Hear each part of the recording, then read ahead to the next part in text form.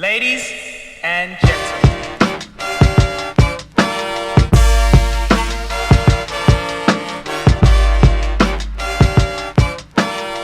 Hello. Yeah, what's good, bro?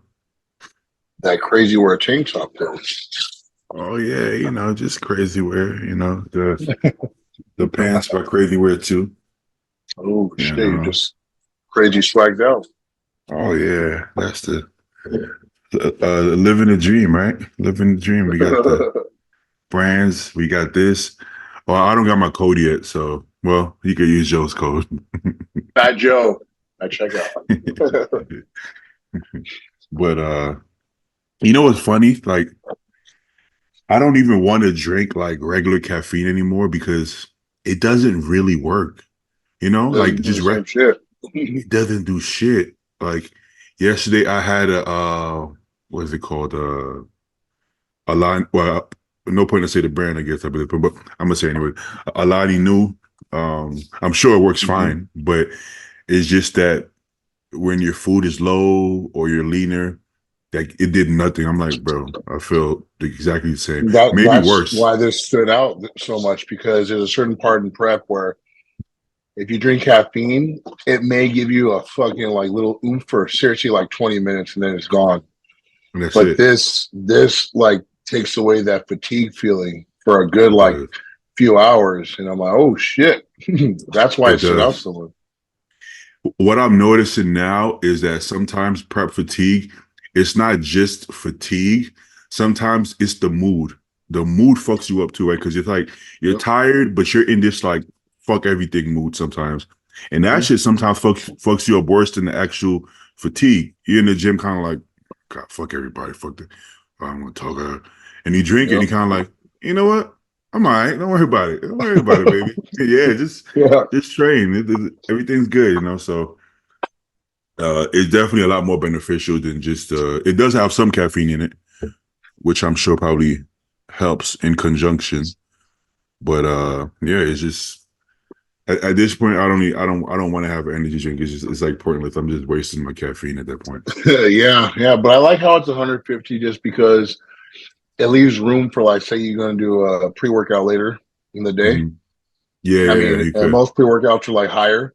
So with that, like, this is a good like way to start the day, I think. And then later on you have your whatever Yeah. pre-workout. No matter what, I keep in prep, I keep in my stim pre-workout and I keep in like a double dose of the pump pre-workout, no matter what. Even if I don't feel the caffeine per se, I just keep it in there. Just in case, just to get that boost if needed, You know what I would do? Because of that that anti-fatigue feeling that this dial gives me on prep, what I would do is I would get my 2 scoops of pump and I would do half a serving of pre.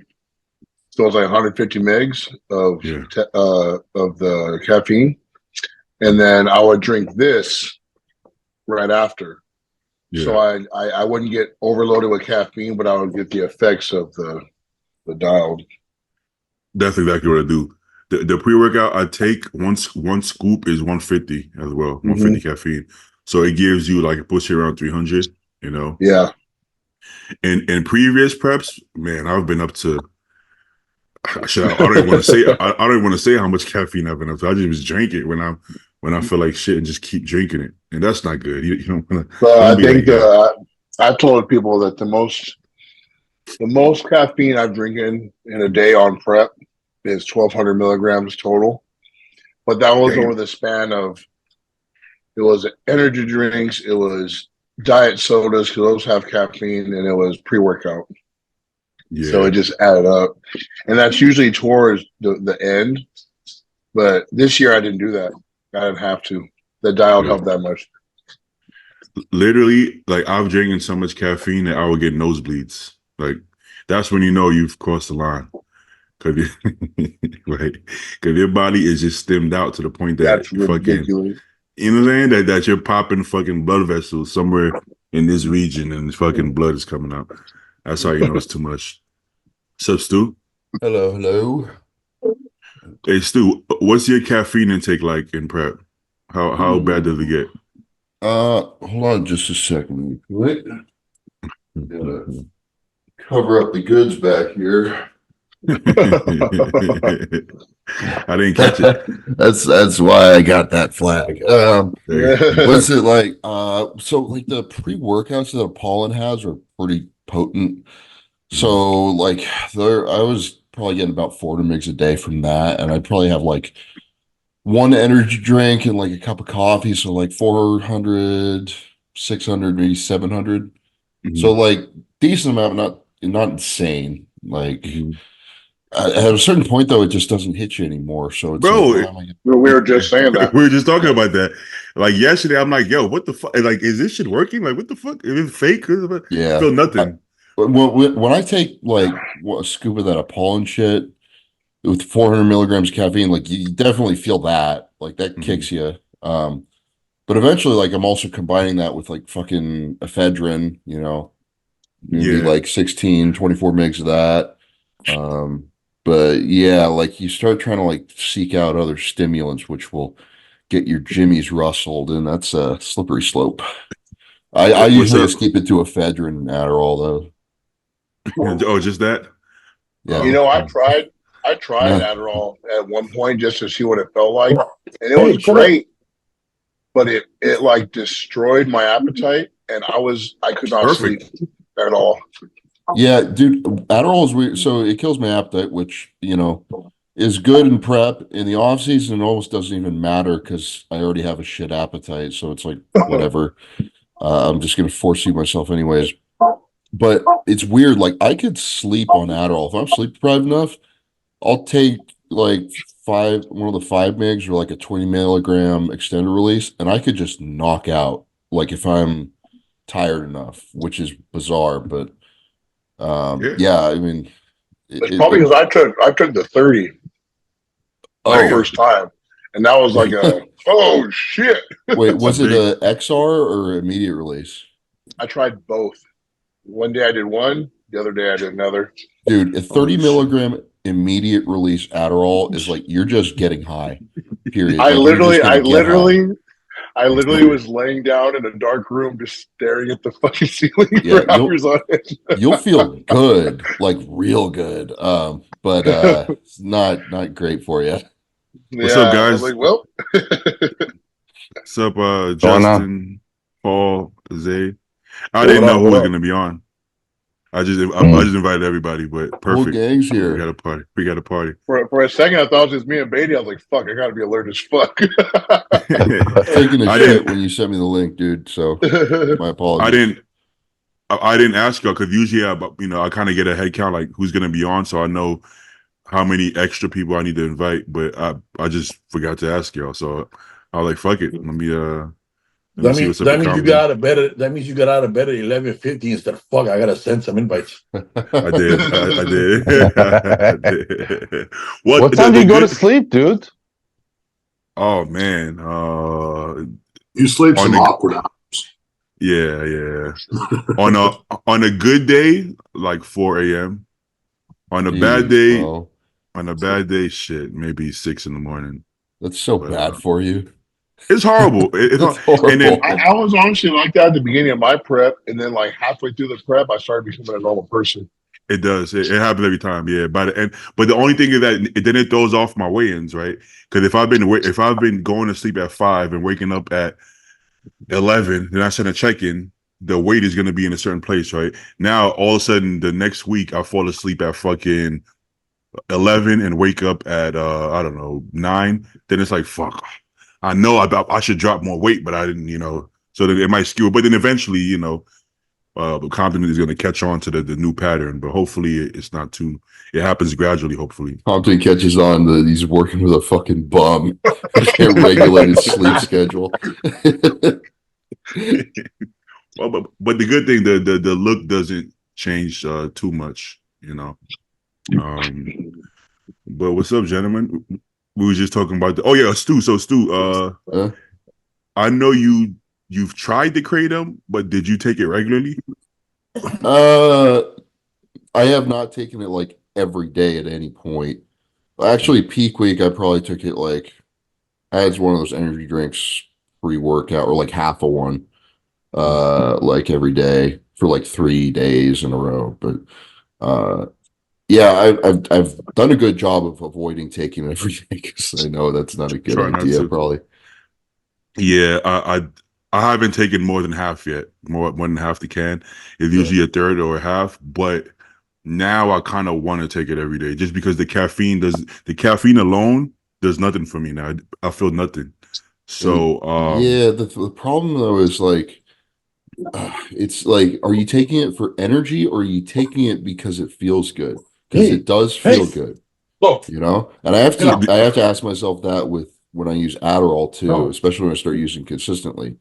You know, because in the off season I don't take it every day because I don't really need it. But then at the end, when you're all dopamine deprived and you're like shopping for shit on Amazon that you don't need because you just need to like get a dopamine hit, it's like, am I taking this Adderall because I want to feel better and a little more energetic, or am I taking it because I need it?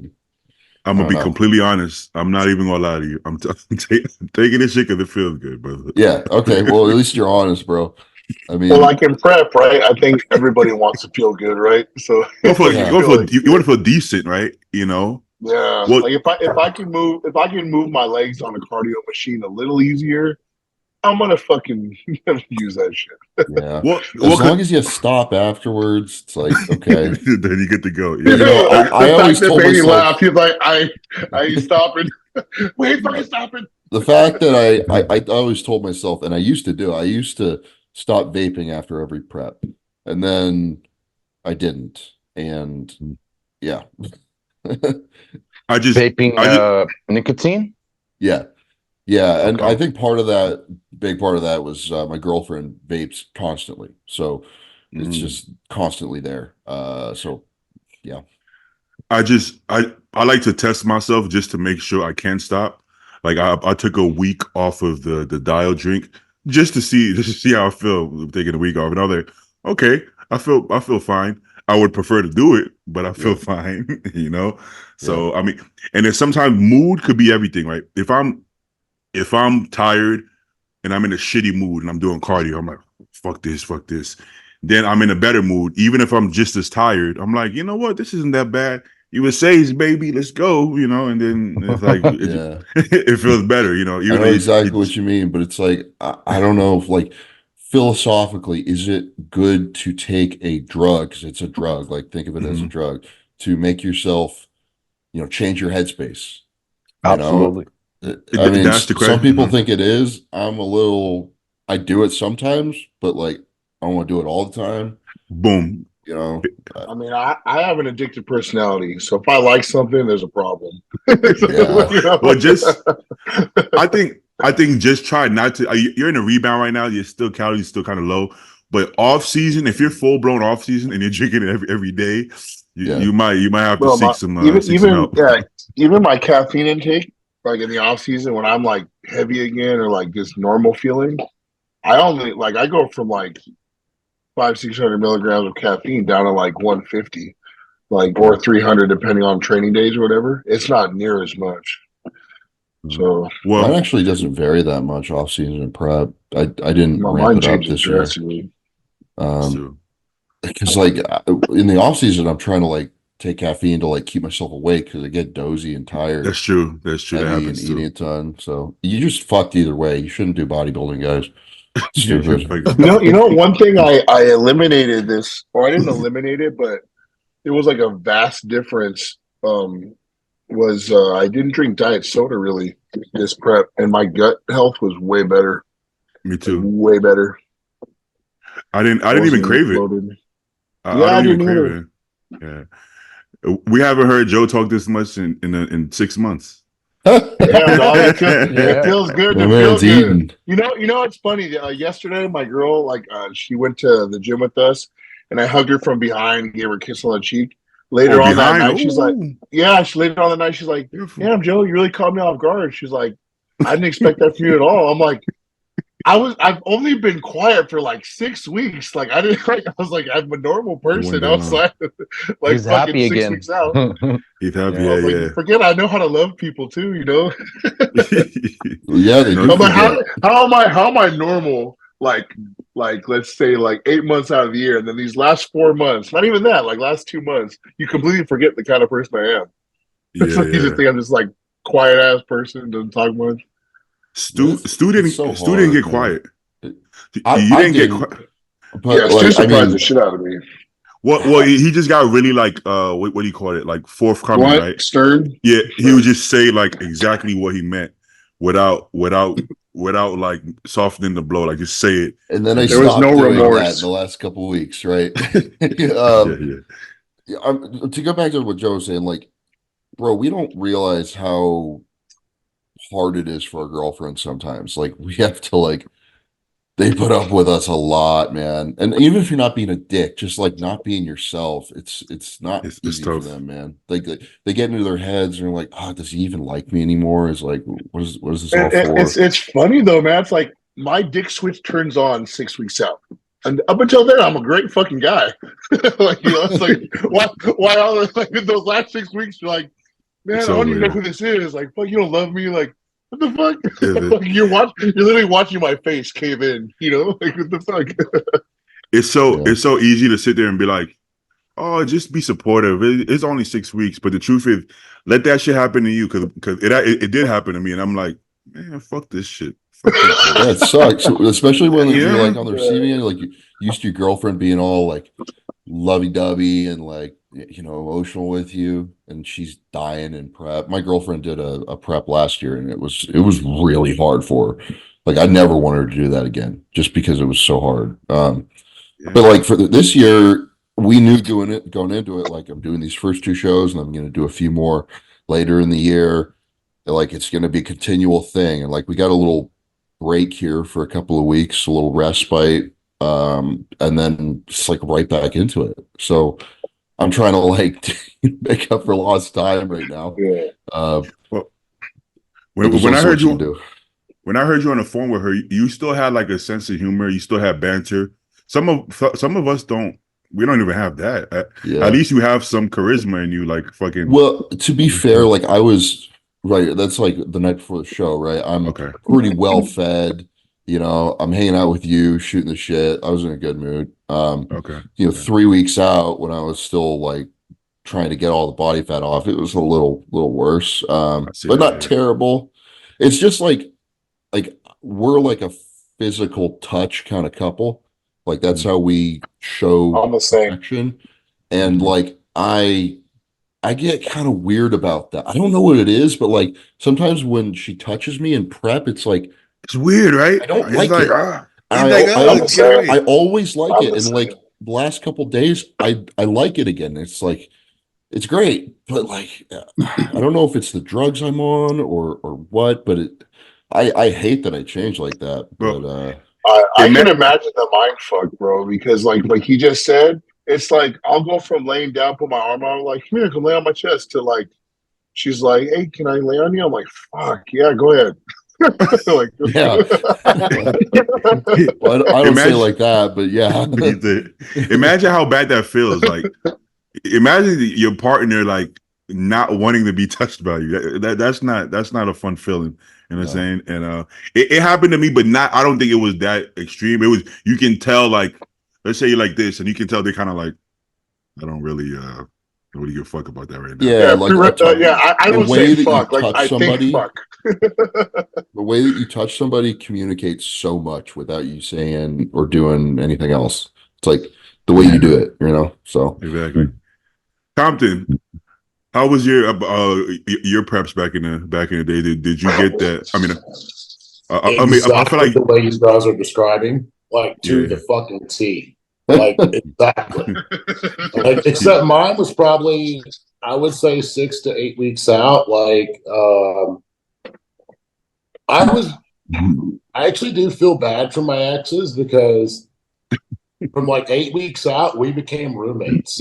Like, don't touch me, don't kiss me, just don't speak to me most days. Like I know that's all. I know That's fucking horrible. And then, like, as soon as the show would be over, I'd flip the switch, go right back on. Like, it wasn't the fact that, like, I couldn't have sex or anything. It's the fact I just didn't want to. Yeah. Like, it would work. I just had no desire. And, like, I had no desire for, like, physical touch. And I'm the same with, like, what you said. Like, I like the physical touch. And it turned, like, the switch turns off. So I don't know if that's due to the way we are messing with our hormones or if that's due to, like, a caloric deficit. I can't really compare because I did do 6 shows natural. And I was single the whole time. So I can't really, I mean, I had roommates that I probably fucking hated me at the time for acting the way I did then. So I can't really say if from a relationship standpoint, I can't say if my demeanor was different just from the calories being low when I was natural. But when I got on gear and started competing, the last 6 weeks, I was just better off by myself. I'm not going to lie, dude. I thought Justin was going to say, I didn't have any relationships when I was competing. From my experience, doing it naturally and then enhanced, the feeling of, like, not wanting to do certain things is the same, but you're not, like, cold as ice. So, like, being on the enhanced side, messing with the hormones, you do get, like, cold-hearted. I wasn't cold-hearted when I was natural. Let me interject you on that for just a second. When you were natural, did you get to the level of body fat, like that level of conditioning that you do that? That's also true. No, I couldn't push as far. You're taking things to another extreme level. So that's something to factor into as well. Because, like, when I would compete on gear, when I would, when I look like I'm 4 weeks out, but I'm 8 weeks out, like I'm good. Like, when I have that look, I'm good. When I start getting to extreme conditioning is when my body just wants to be left alone. That's true. I mean, maybe I'm just thinking out loud here. I'm not saying that is the answer or it isn't the answer. Yeah. That's a big factor, though. That sounds about right too. Because for me, it's like 3 or 4 weeks out when I start feeling like that. For me, it was I'm fine. I'm talkative. I'm cool, and then boom, it just like I hit a wall, and I'm like, dude, leave me the fuck alone. Don't talk. Don't even look at me. You know what I mean? Like, fuck. Don't look at me. But okay, so one thing is this as well. When Compton was competing, he was basically in his as a teenager, early 20s, mid 20s, right? So at that point, when I was that age, I couldn't even fake it. I couldn't even try to fake it. Like, hey, babe, give her a kiss, even though there's no feeling, but you fake it. At that age, I just didn't have the faking it in me. Now, being the age you are now, Compton, if you were, let's say you were still competing, do you think you would be able, now that you're a little older, you understand how women feel more? Would you be able to at least like try to fake it? Hey, fucking fake smile. Hey, I would try to be more understanding on it. I mean, back then, I definitely did not fake it. I remember my ex told me, oh, shit, man, I don't know. This is like somewhere between like 2 and 4 weeks out range. So we did our thing, and she kind of just lays there in the bed for a second. And I could tell she's off, right? And like, I'm like, you okay? She's like, not really. I'm like, what's wrong? I mean, I'll admit, I just laid there. I was a human dildo. It is what it is. So I just laid there. That's my part in this. And she's like, wow. She's like, I don't really think I want to do this anymore. Not until you're done with this. She was, I feel like I just raped a man. And in my head, I was like, you did. You literally just did, because I did not want this shit at all. I went through with it, but I didn't want it. And that sounds so fucked up for a guy to say that he doesn't want it. But like, when you're deep in prep, you're just not interested.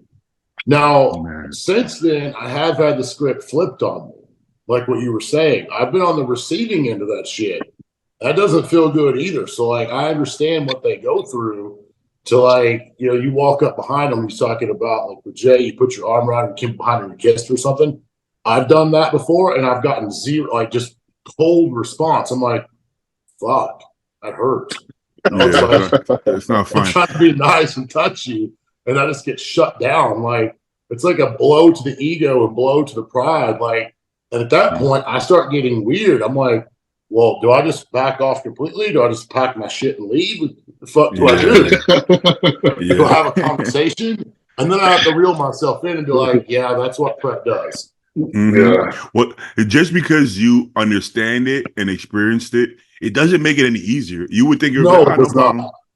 It doesn't. It's just as difficult. What it is that I think just us being men, we just don't complain about it. It just bothers us and we just stay bothered, basically. You know what I'm saying? We're not going to say, because nothing's going to change you. You got to do the show. So there's no point in us saying anything. We'll just be like, okay, I guess I'll just give you some space and just be roommates, like the same way you would do it the other way around, I definitely would try to fake affection now, but I probably wouldn't fake sex. I've tried faking sex, and it's just not good. It's all bad if you try to fake sex. You might as well just be like, you know what? Let's just wait another 4 or 5 weeks. I'll just be really affectionate, fake affection, but the sex, don't fake sex, guys. It's not gonna.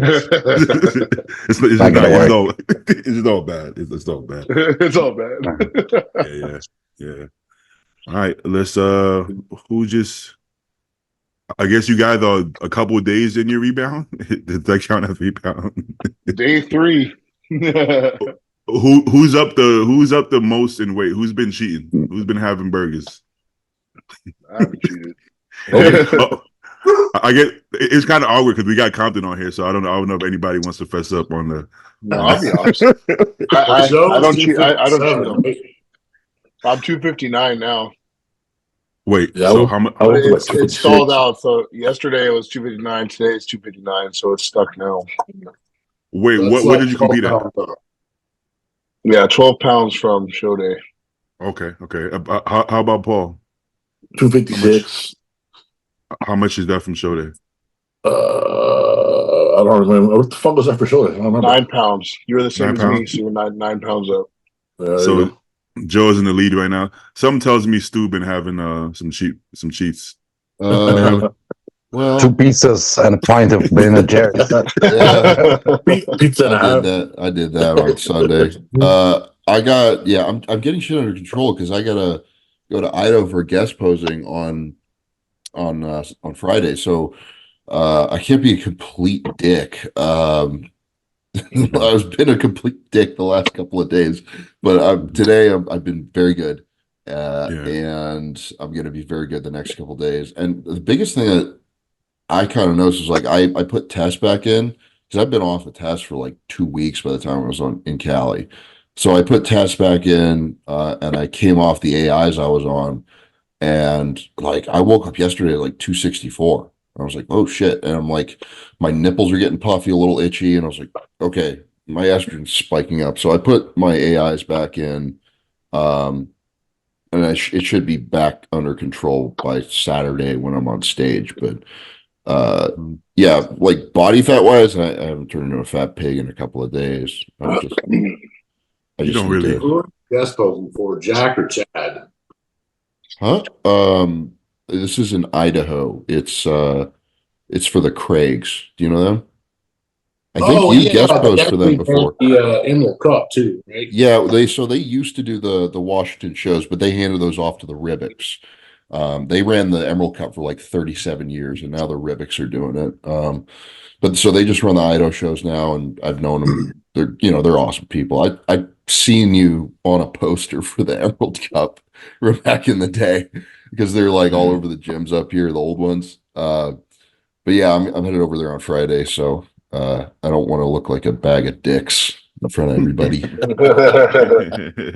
Well, if we keep being nice and professional, maybe one day we'll have a show as well. If we can, the Fit Nation Classic, baby. One day, man. One day we gonna have it. We gonna have it. No, but the only difference is we're gonna have, right? Come on, Zay. Whoa. Hey, Take it Zay. easy. Disavow. I'm just saying, man. I'm just saying. I'm just Take it saying. easy, Zay. Shut Damn. the fuck up. Hey, Zay, you do Let know me- you're a pro, right, Zay? let me screenshot that time. So, I was like, Zay just fucked himself good. Damn. He hasn't Holy even stepped on shit. stage yet. Hey, Zay, do you want that cut? Yeah. How much I didn't say something bad. I said that's all I said. how much test you on now, Zay, with comments like that? He upped the test to Graham now. 700. After seeing Joe and you guys, I upped it to 700. You see? I knew it. This up. Oh, Nah. my God. He said, "I see that. I knew it." Zay is getting like the opposite effect because I feel like for so long we keep coming on the podcast and talking about he got to take more drugs. So everybody sees him now, they're like, "What the fuck? He's so big," you know? I'm like, "Yeah, he's big. We just want him to push the drugs a little more." So you know what I'm saying? I did lose some weight over the fucking weekend because I skipped a few meals, to be honest. You know, Oh. but that's all right. Unacceptable. That's all right. Yeah. He ate up when he knew he was going to see us. You know he did. When you guys that. were doing prejudging, I busted out a turkey sandwich in front of Beatty. He was shocked. He was shocked. He was like, "What the hell are you eating?" I'm like, trying to was get shocked. those calories in, man. Let's see what's Oh, hold on. First of all, Stu, what how many weeks you have? Next Between the California and Vancouver is 7. So I've had some freedom here. I'm pulling my shit back together for the next few days for the guest posing. I'll have a little bit more freedom next week, and then at 5 weeks out, it's like cut the shit, back on, prep drugs and gonna get back in shape. I'm not gonna get fat in 2 weeks, right? So I'm not gonna be like digging hard to make up ground for the next 5 weeks afterwards. But I think I could probably push my conditioning a little further than I was, in Cal. Definitely gonna there's a couple things I want to do different. Like I want to cut my growth hormone at like 11 or 12 days out. I want to cut my test 11 or 12 days out because I think part of the reason I was drier in Cal was just for those drugs being out for longer, and just little shit like that, peaking stuff. I'm not going to put on an appreciable amount of tissue in that time frame, but I think with the guys who've announced they're doing Vancouver so far, I think I have a pretty good shot at getting a qualification there. Who's But doing I it? thought that in Cal too, so I don't know. I'll tell you what though, I'll come out and say like I'm getting sick of losing. I mean, I haven't won anything since 2022, and it's starting to get to me.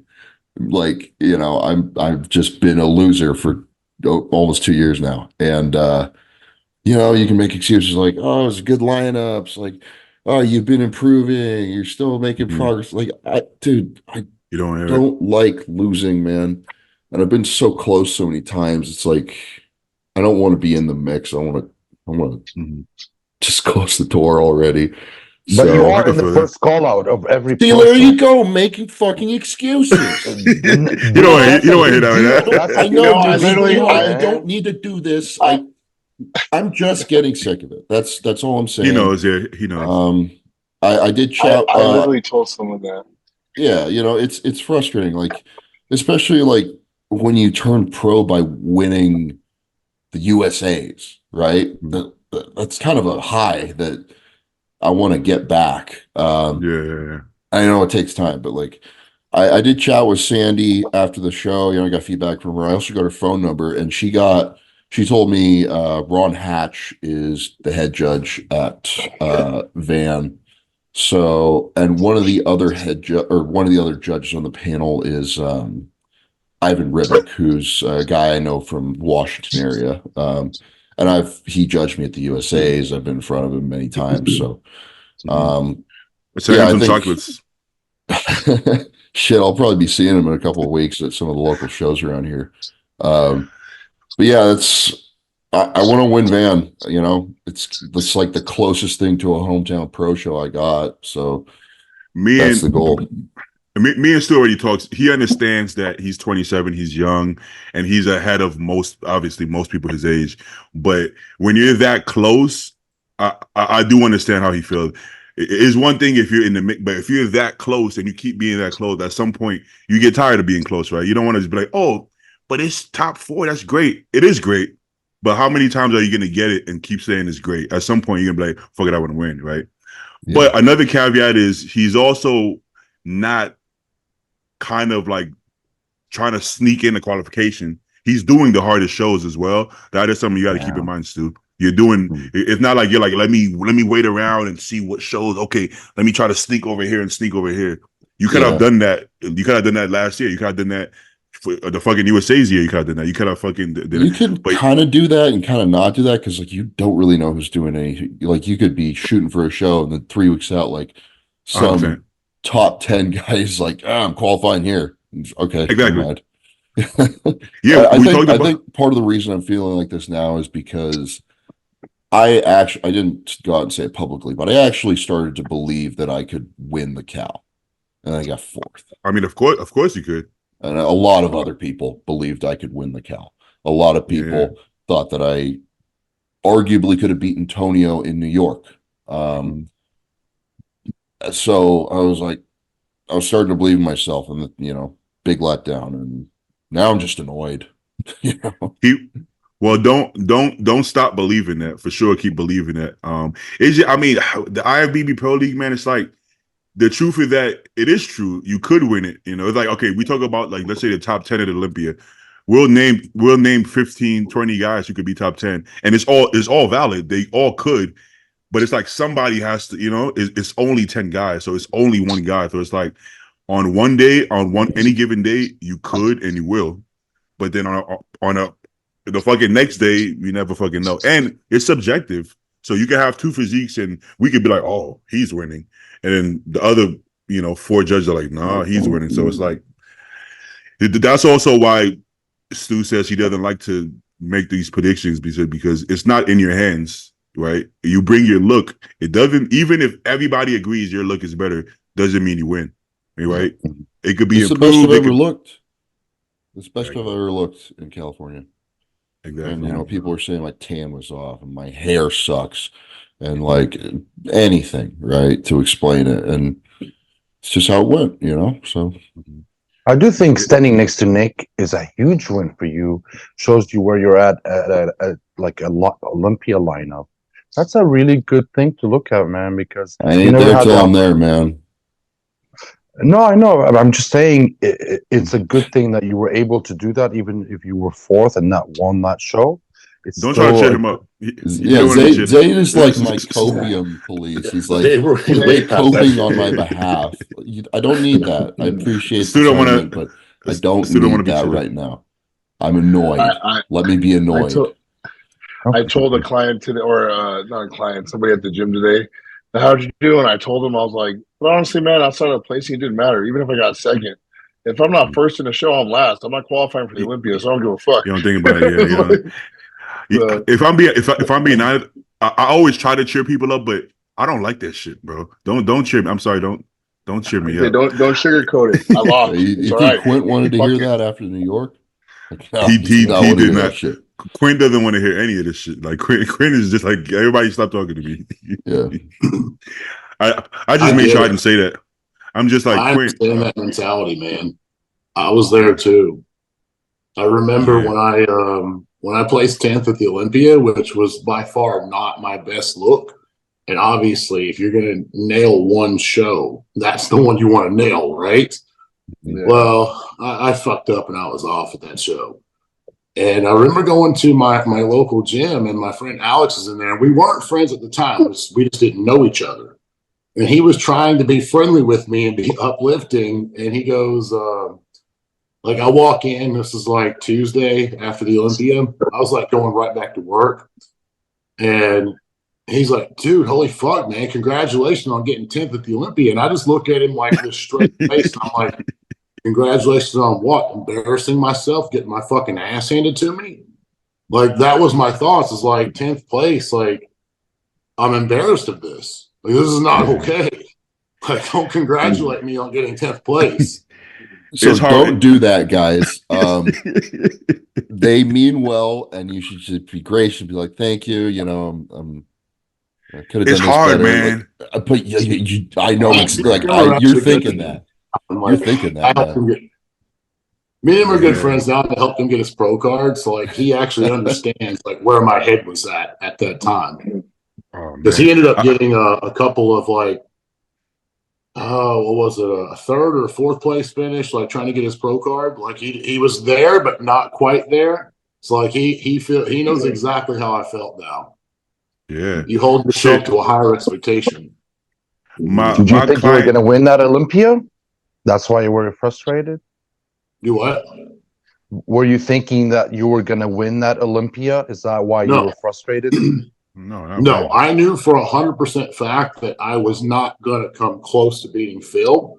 But like, if you go back and look at that year, if you were to compare the Golden State look to the way I looked at the Olympia, it looked like two different bodies. Like I looked nice and fresh at the Golden State, and I was just like stringy, kind of run down. Like nothing was wanting to cooperate with me by the time I got to the Olympia. And I personally feel like if I could have brought that look to the Olympia, I would have fell somewhere. Wishful thinking, maybe fourth, but I'm gonna say fifth or sixth is where I would have landed, and I was okay with that. And I'm not saying I got screwed at the Olympia. I just didn't bring my best, so I probably got what I deserved. I just knew that I was better than that. You And I didn't know, bring. That's why I was like, I was just mad at myself because I literally tell people like, don't put too much pressure on yourself, and I did exactly that. your best look at that time was top 5 for sure, 100% top 5. I think I could have been. I think if I would have I just think top made a 3 couple of for little sure. tweaks, and I'm not blaming him for this, but it did kind of resonate with me. But I remember Hani watched me win the Golden State, and he said, "Dude, you're perfect. Everything's right on." He goes, "Just get a little bit sharper for the Olympia." And I thought, damn, I thought I looked pretty good here. Like, what the fuck do you mean getting sharper? Like, yeah, I could have been a tiny bit harder. But I took it to like, I didn't just get like 2 or 3, 4 pounds lighter.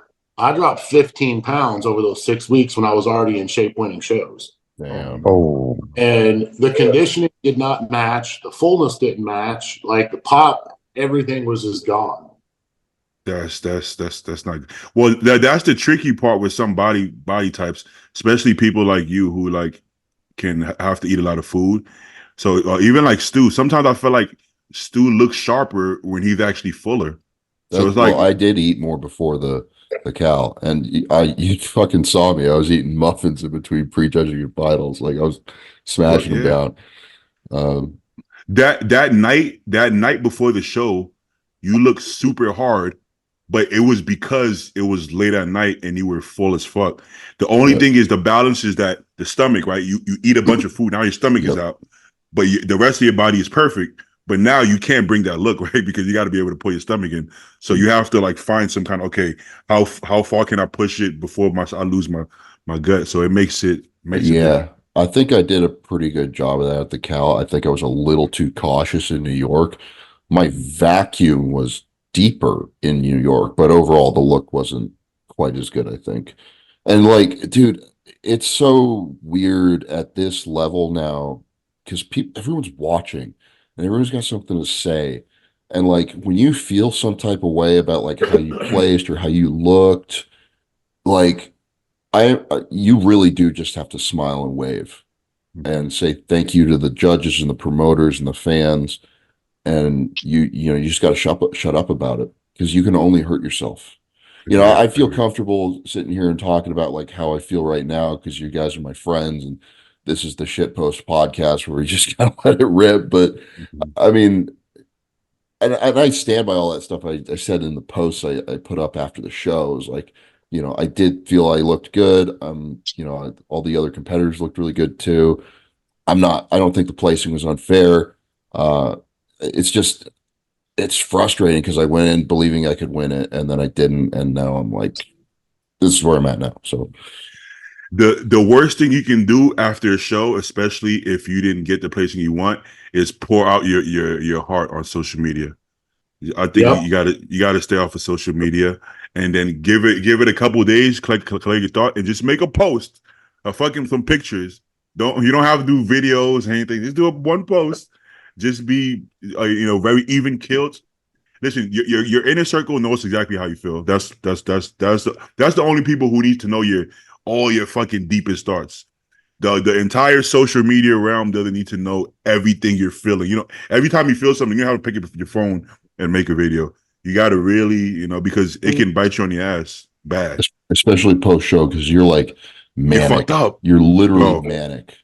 You got all this 100% food in, fucked up. you got energy, you got emotions are high, hormones are coming back, and you're like, let's talk. It's not the time to talk, bro. Shut up.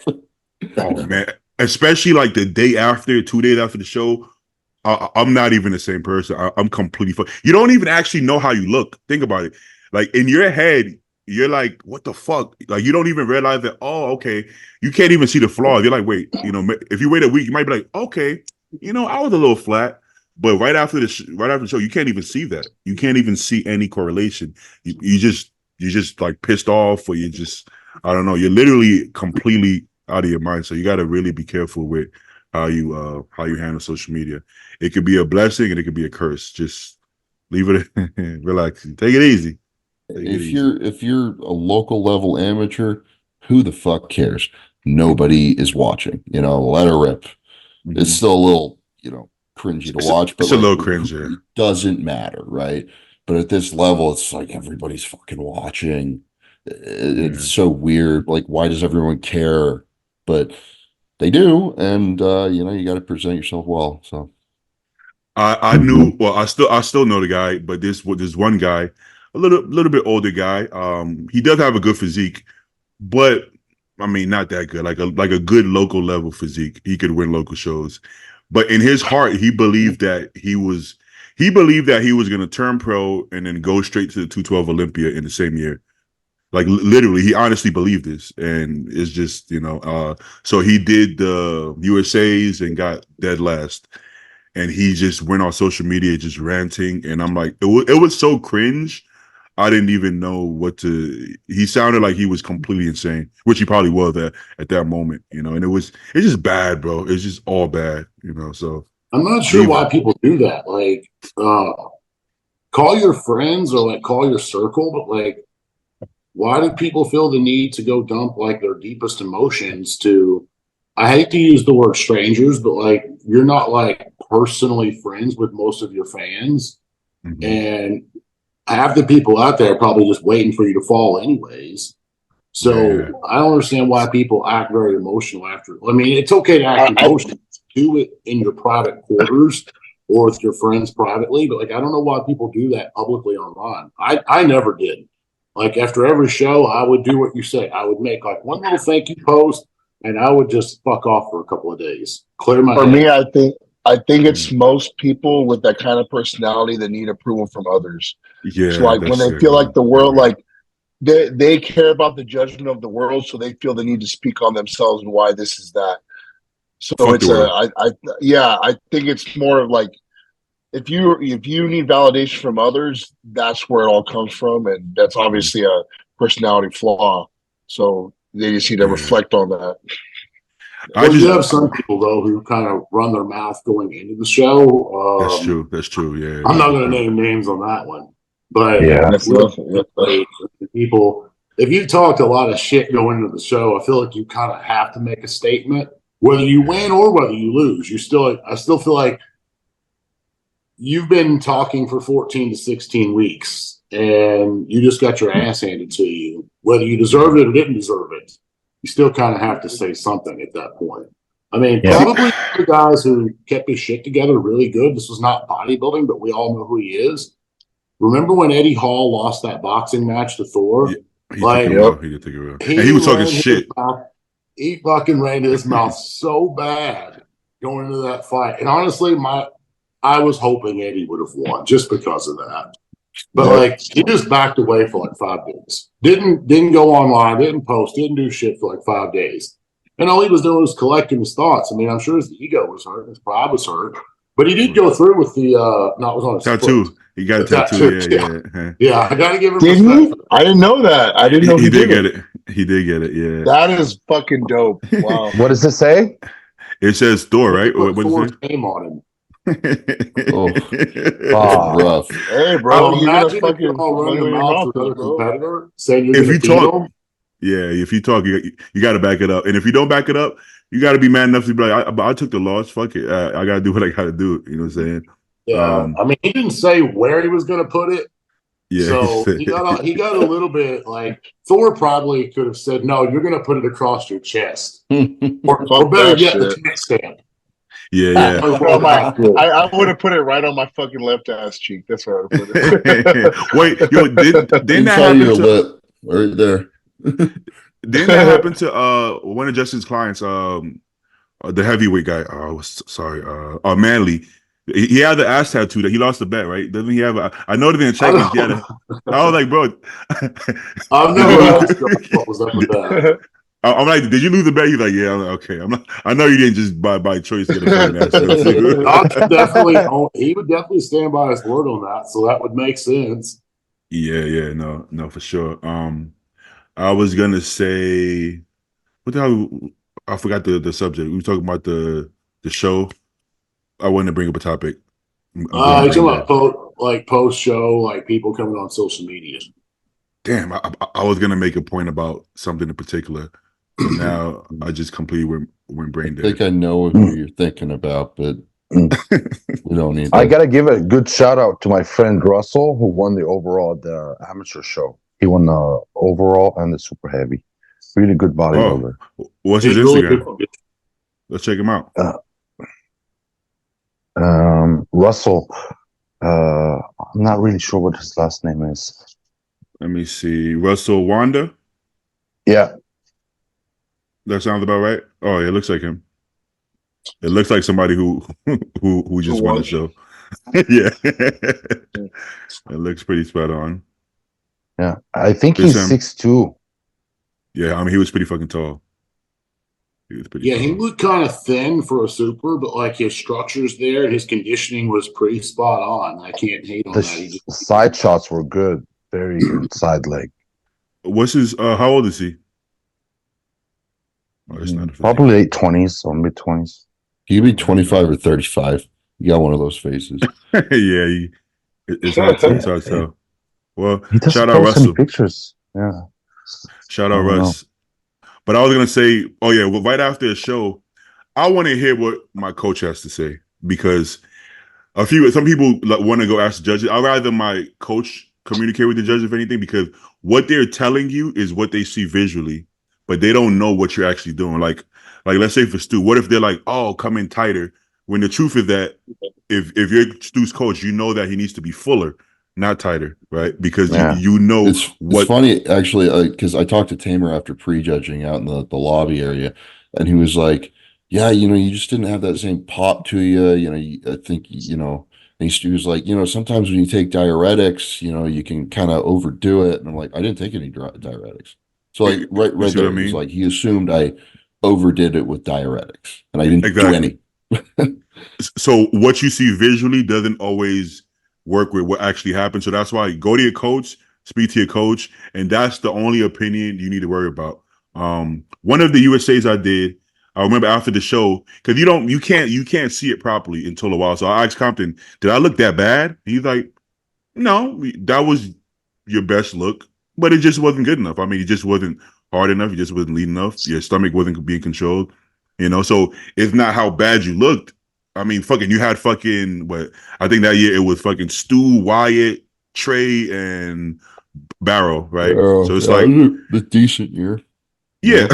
So it's like they're better than you right now. Okay. Do you have better shape? Yeah. But okay, you need more muscle, so it's just sometimes you have to understand, okay, so it's not that you just completely look trash. It's just so it's good to talk to your coach, assess it, and that's the only opinion you should believe. Because if you leave it to yourself, you're gonna go completely insane. You even talk to the judges. What happened after the count? Come in 15 pounds lighter, and it's like, maybe not that drastic, but that's what it looked like, right? So they can only tell you what it looks like, whereas the coach could be like, relax, about 9 pounds in the right places, you're good. So hey Justin, that USA is in 22. Did you tell him to go stuff his face after prejudging since you were coaching him? No, he did not. No? Okay, just checking. I think he told me the opposite. I think he wanted me to come back better, actually. But at that point, I'm kind of like, fuck it. What's funny? Vegas, One thing, because I've always been in the running, like from every competition I've ever done. Mhm. So for this one in particular, being outside the top 10, did you eat? it takes a fucking certain level of discipline to not be like, fuck all this and go fucking shove everything in my mouth possible. The good thing I've for done you that is you before. only had like 2 hours to really let those thoughts simmer. And you were also around all of us too. Yeah, I had a full day. Like you were there. You were there. Oh, he was there as Imagine well. it was Yeah. a 2-day show and you were by yourself. You probably would have went off the rails. I swear. I was sitting there when they said that they ordered our burger already and shit. Oh, that was probably the best move possible. I'm about to fucking just fuck all kinds of shit up. I had a box of cookies in the room. Fuck it. Yeah. You got it. my first year competing, second show I ever did. This is such a train wreck. I look like crap prejudging. I was like 7th out of 9 guys in the light heavies. And I went to an Izzy's buffet, which is like this shithole buffet in Oregon for like legit 3 hours. And I was eating for 3 hours straight. And I didn't even show up to the night show. I think I was at the venue, but I didn't go on stage. It was so bad. And then I put on, I think, 25 pounds in the course of 24 hours from like the morning of the show to the next morning. Jesus. That's my record. Well, Paul and I were like, do we even go back? Oh yeah, but they bought all you guys back out, and like I think they put y'all through rounds, right? They always come back. Always come back at pro shows because I think they can fine you if you don't. Yeah, I mean that was fine. It was no big deal for me. It was just like, okay, that's pretty good a way for me to stay disciplined if I have to go show my fucking gut up there again. even amateurs, man. I mean, okay, most of the time they probably don't even know who you are, but sometimes they do. Because some amateurs are more popular than others, whatever. So make sure you come, especially if you're somebody who maybe should have been in the mix, but you were off. Definitely, I mean, put like everybody come back, even if you're amateur, just come back, please. Even if you stuff your face, come back anyways. Don't do that. 3 hours at a buffet, don't come back. try to take the fine. You exist. Yeah. Just take that that happened to Sam Canado, the light heavy that year. Yeah. And he was dead center, right? And then he dropped to like second or third. Bro, he started stuffing. No, I was third that year. He was second. He was second. Okay, I don't feel bad talking about this because he's a piece of shit. But yeah, he was like, he just started binging after he got off stage at prejudging. And he came into the Dragon's Lair. A buddy of mine was working at the front desk, and he was just like sweating and like he looked like crap. And he was like, dude, I just can't stop eating. I can't stop eating. He was trying to like go in and do cardio and lift weights to like burn off some calories. And it's like, dude, it's too late. You fucked. They actually rejudged that class at finals. And he lost. Yeah. And Brandon Laird beat him. Okay, here's my question. They don't usually rejudge it, right? Unless something, they're like, what the fuck, right? If it's something drastic as hell, and I don't remember what happened, like, so I don't know if you all know, I actually did finish Sam's prep. Him. Yeah. And by the way, I didn't really wash your hands of that. When Sam approached me, like we've always spoken, we got along. I didn't know anything until Goop threw everything on the table. Like that was a lot of shit to take in and comprehend. But like, yeah, he hit me up after that. I think he did get his pro card at North Americans, but yeah, if you show up and there is just something that's just drastically the fuck off, they will rejudge it. Yeah, I've actually yeah. seen it done at a regional show. Like one time out of like 22 years of bodybuilding, I have seen that done. That's crazy. I mean, you got to fuck up pretty bad to do that. And honestly, truth be told, I don't know how the points work, but for that night show, he probably was like in 5th place. You know, he wasn't even in second. But I guess it balances out. I mean, it could just be one of those things where and I'm not saying they're wrong for doing it, but like if you were the obvious winner of the show and you have I don't want to use the word professionalism, but like if you can't keep your shit together for another 6 to sometimes 24 hours, depending on if it's a 2-day event or not. But if you can't keep it together and show that you want it that bad, why should we give it to you? Exactly. You know, it's like you should. Like I saw this at a regional show back in Kentucky. I don't remember what year this was. I don't remember exactly what show this was, but there was a guy who was a heavyweight. He was obviously the class winner. It was not close. Like it was not even remotely close. And he would have been the overall winner too, without a doubt. I don't know what the fuck he did between pre-judge and finals. Maybe it was that 3-hour buffet you were talking about, Stu. Looks like he just washed all this tan off, and his face was all glotchy, and his fucking stomach grew like 8 inches. He went to KFC. He went from like flat stomach to like 4 or 5 months pregnant in like 8 hours. And when they saw him come out and do his routine, they fucking brought the class back out and made him go through the mandatories, and they dropped him to like 2nd or 3rd. Mm-hmm. I mean, he was going to win the whole show, but it's like, and I agree with that because, like, I mean, if you're in the mix to win, just don't do any dumb shit. You've came this far. Now, if you're like going to be out of the top 5 or out of the top 10 at a regional show, fine, knock yourself out. But at a pro show, no, because there's still going to be cameras on you. Yeah. And honestly, guys, that's exactly why I never do any junk food before the show. I never do any type of junk food before the show. Only fruits and just high carbs, clean carbs. That way I can control my hunger, because it takes one bad meal to just fucking go crazy. So this is a part of why I don't eat junk food before the show.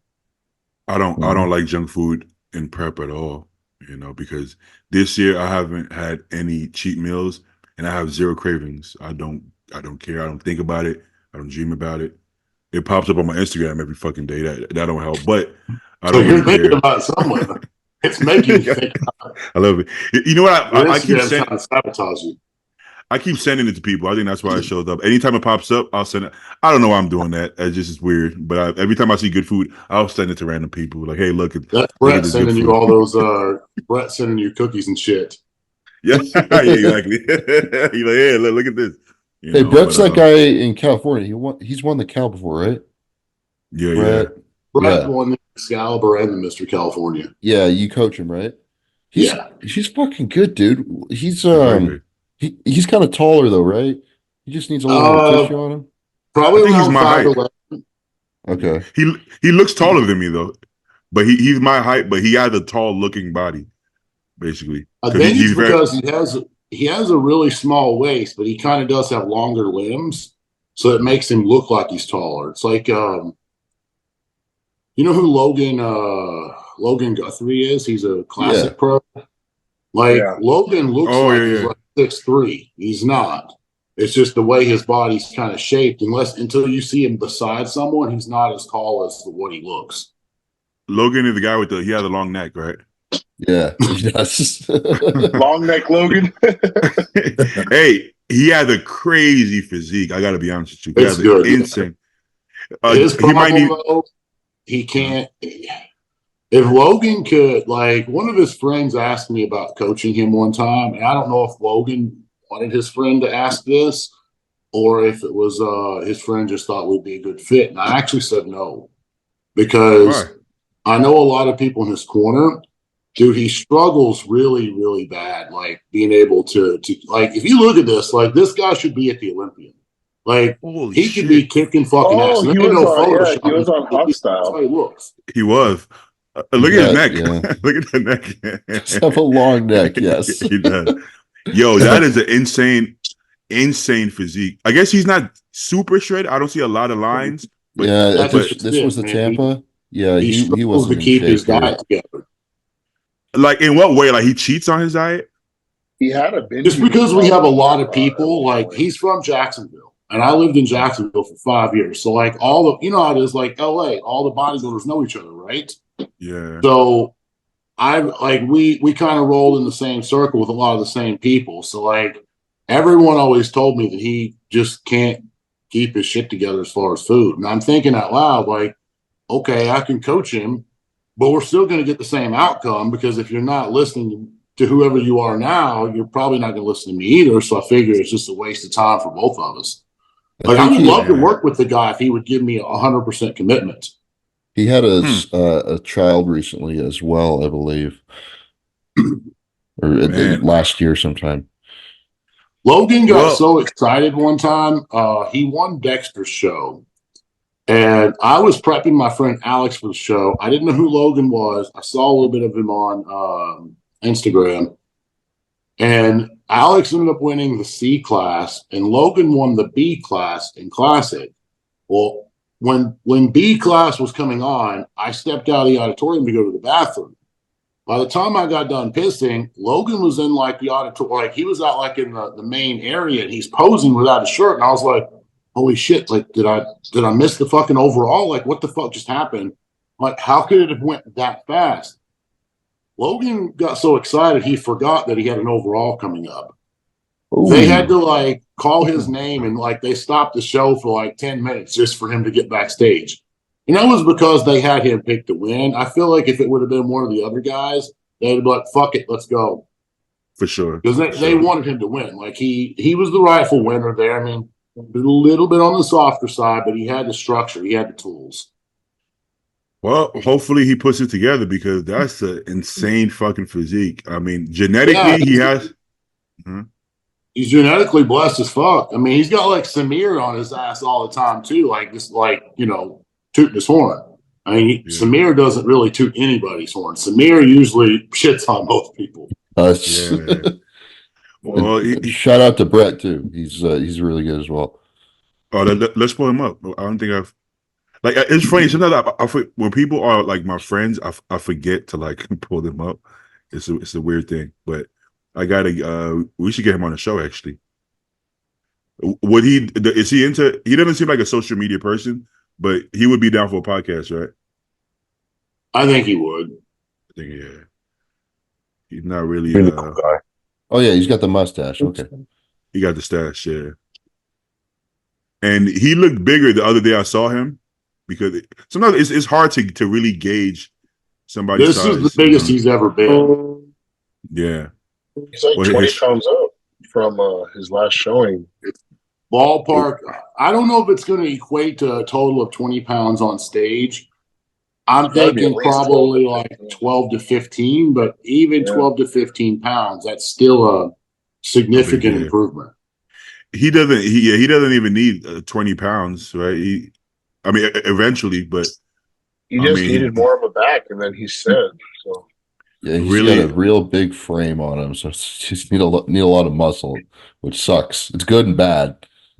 Really good physique, yeah. Really good. Yeah, when he gets like fully developed, like got his frame filled out, it's going to shine amongst the big guys. But until then, he's going to struggle with that. I mean, I think at an amateur level.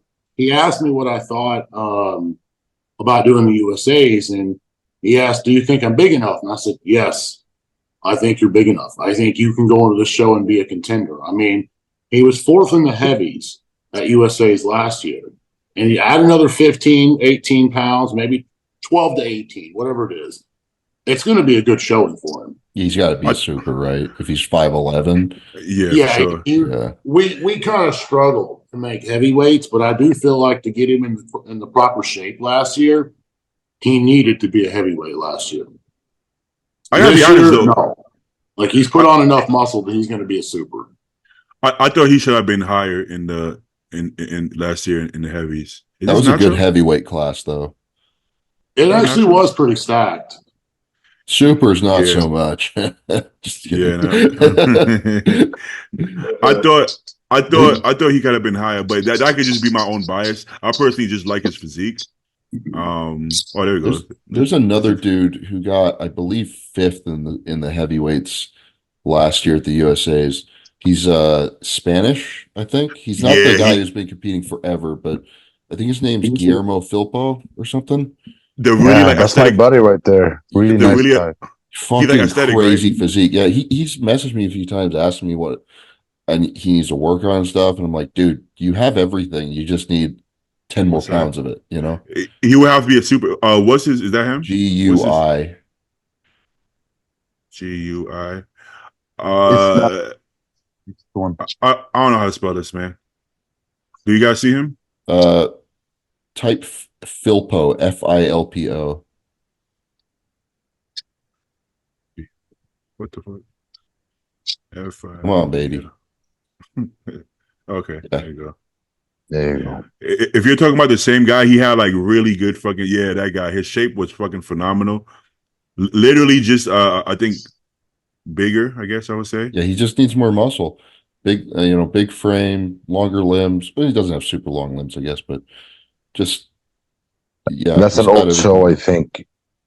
Yeah, it's funny. Like him and Brett, right? These guys are my height, but they look taller than me. Like I feel like I don't look as like stretched out. I feel like I kind of look like more compact. Because these guys look like they could hold like another fucking 50 pounds of muscle. They look. If you look at a picture and somebody looks tall, that's like you know you So this usually guy need. got fifth this year, right? Yeah. What does he look like from behind? That's kind of, because from the front, I would have had it maybe a little higher than fifth. Yeah, he needs more density in his back compared to those guys. Where would But he like be the framework is there. Like he has a back, it just needs to be bigger. Yeah, that's him on the right, right? That's his Yep. back right there. I mean, it's not bad. It's just, to be honest, like at that height, you're gonna have to be a super eventually, you know. That's what I told him. He's just got to get big enough. I mean, yeah, He's gonna do in USA's this year. unless you're planning on winning your pro card and just shutting it down right there. I mean, to compete as a pro, you're gonna have to be bigger. So, like, I wouldn't keep sucking down to the heavyweight class unless his body.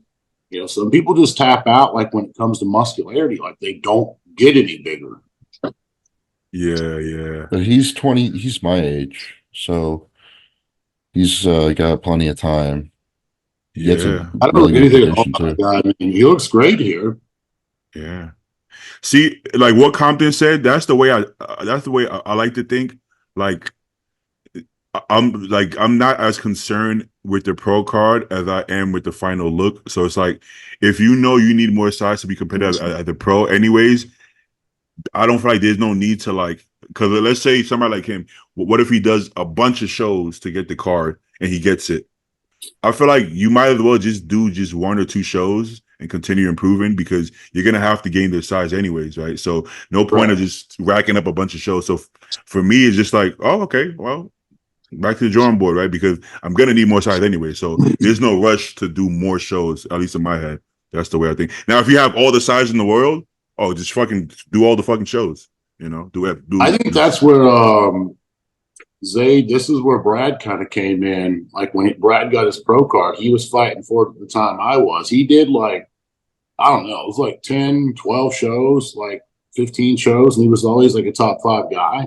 But he never took the off season to actually like improve. And then I think as he got better as a pro, he took some time off and he was competing at like 240, 245. I feel like if he would have just taken that time off, taken a year off like in 2011, it would have probably been me and him fighting for it in 2012.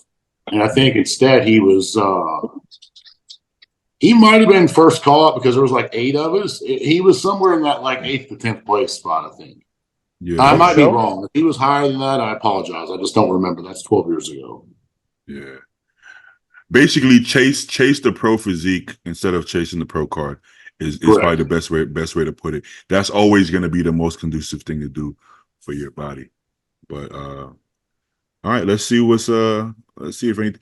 Hey, they don't release the competitor list anymore, right? Until like fucking a day before the show.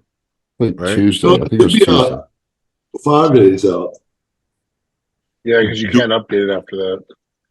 Do we actually know who's doing Toronto? Is it just what's his name? Robin, right? Yeah, Robin Strand, John Jewett, Quentin. Quentin's doing it, right? Oh yeah, Quentin is doing it. You're right. Like Yeah, yeah, that's right. because at first I think he said Cali, Vancouver, but he said for sure he's doing Toronto. Yeah, he did say that. Okay, and then is Hakeem doing it? Did I say that correctly? Yep. I don't know if Hassan is. Someone told me that Hassan looks quite soft. I'm looking forward to that comeback. Which one? Hassan. No, sorry, Sass. Oh yeah. Not Hassan. Not the guy that was with Project AD. Not this guy. Not the Hassan that one. Yeah, that guy. That's the one I'm looking forward to. Dude, he's pretty fucking tough, and he gets in shape too. He gets hard as hell. Yeah, he did the Cal. He did the Cal 1 year I was there against Nathan. He took second to Nathan. And you could make the case that he had better conditioning and a better lower body than Nathan. But at that point in his career, Nathan's like fullness in his pecs, I mean, it still is. Pecs, shoulders, arms was just fucking it looks insane, yeah. And sometimes you have to see these things in person to really appreciate it. But yeah, this guy looked incredible. Just is he gonna be improved? Let me see if I could. He looks great. Even if he's not improved, like the post from May 12th. I don't know where you're at on that, but the post from May 12th, I mean, it's just one pose. It's just the most muscular pose, but it looks pretty fucking impressive. This one? No, that says 1 day ago, man. Even that back shot, like right there, the middle one. This one or no? That one's good too. I mean, you can see he's in shape. That right there, the middle. That. Mm-hmm. I mean, that looks pretty impressive. Like, he may not be the biggest guy, but that shape is going to be hard to beat.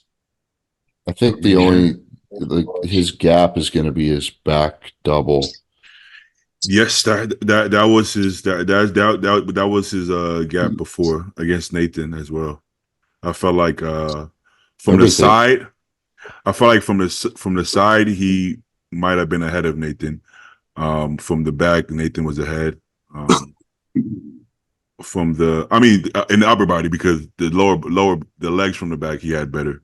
But it's one of those things. Well, everything else is there though. Yeah, he also gets peeled. That helps. So, well, shout out to Sas. Looking forward to seeing him. The Emperor, that Spain show is going to be stacked. Yeah. I'm excited. John Jewett. I like John. I like his physique. I think. I mean, any other year, I would say he's going to the O for sure. But this year, oh man, it's hard to say that because so many people haven't. I hope he wins Toronto, so he doesn't have to do Vancouver. How come this guy doesn't look like this on stage? Is what I don't understand. Like, to be that separated, but then on stage, it doesn't show. Maybe he's flat. He's got those Patrick Tour filters. You think maybe just making the weight? Because if he's this lean right now, and I'm sure he's overweight, maybe just making the weight. Does he have any stage shots on his page? Probably not many because it doesn't look the same. But this one looks good, actually. This one looks really good. Yeah, but he doesn't have that same wow factor that he does in the gym. No. Yeah. And from the show I remember, he looked kind of soft, if I'm being honest. He looked pretty soft. Which is strange because he was hard, like fucking 8 weeks out, he looked hard in the gym. Yeah, but sometimes, I don't know this guy. I don't know a damn thing about him, but obviously something happens between like 1 week out and showtime. Mm-hmm. And Patrick has got a pretty good track record. I mean, he did train Keon, and he got Keon in shape, which is kind of saying something there. I mean, because Keon's never been in shape previously. I don't think it's Patrick. I mean, maybe this guy's not doing exactly what he's told to do. But he, maybe like you said, he has to try to make weight somehow, and that fucks up the look. It definitely can. I mean, if you look at Lunsford, whenever he was in the 212s, at like 3 or 4 weeks out, you're going to say that's Mr. Olympia. But by the time he came down to 212 pounds, he kind of lost the it factor, the wow factor. Shit. In the off season, he looked like 212 Olympia even, but yeah, that's what I'm saying. Like when he got 3 weeks or closer, he kind of just lost the look. Yeah.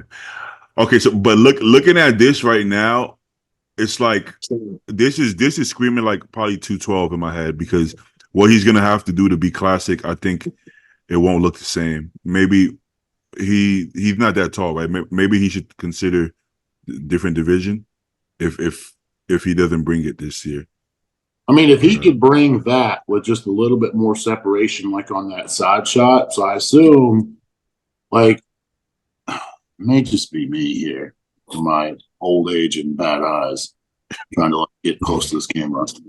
But if he's hard enough, if he could just bring that to a 212 stage, there's no guarantee he's going to win, but he's going to be pretty fucking successful. Oh, for sure. Yeah. Well, shout out Stefan.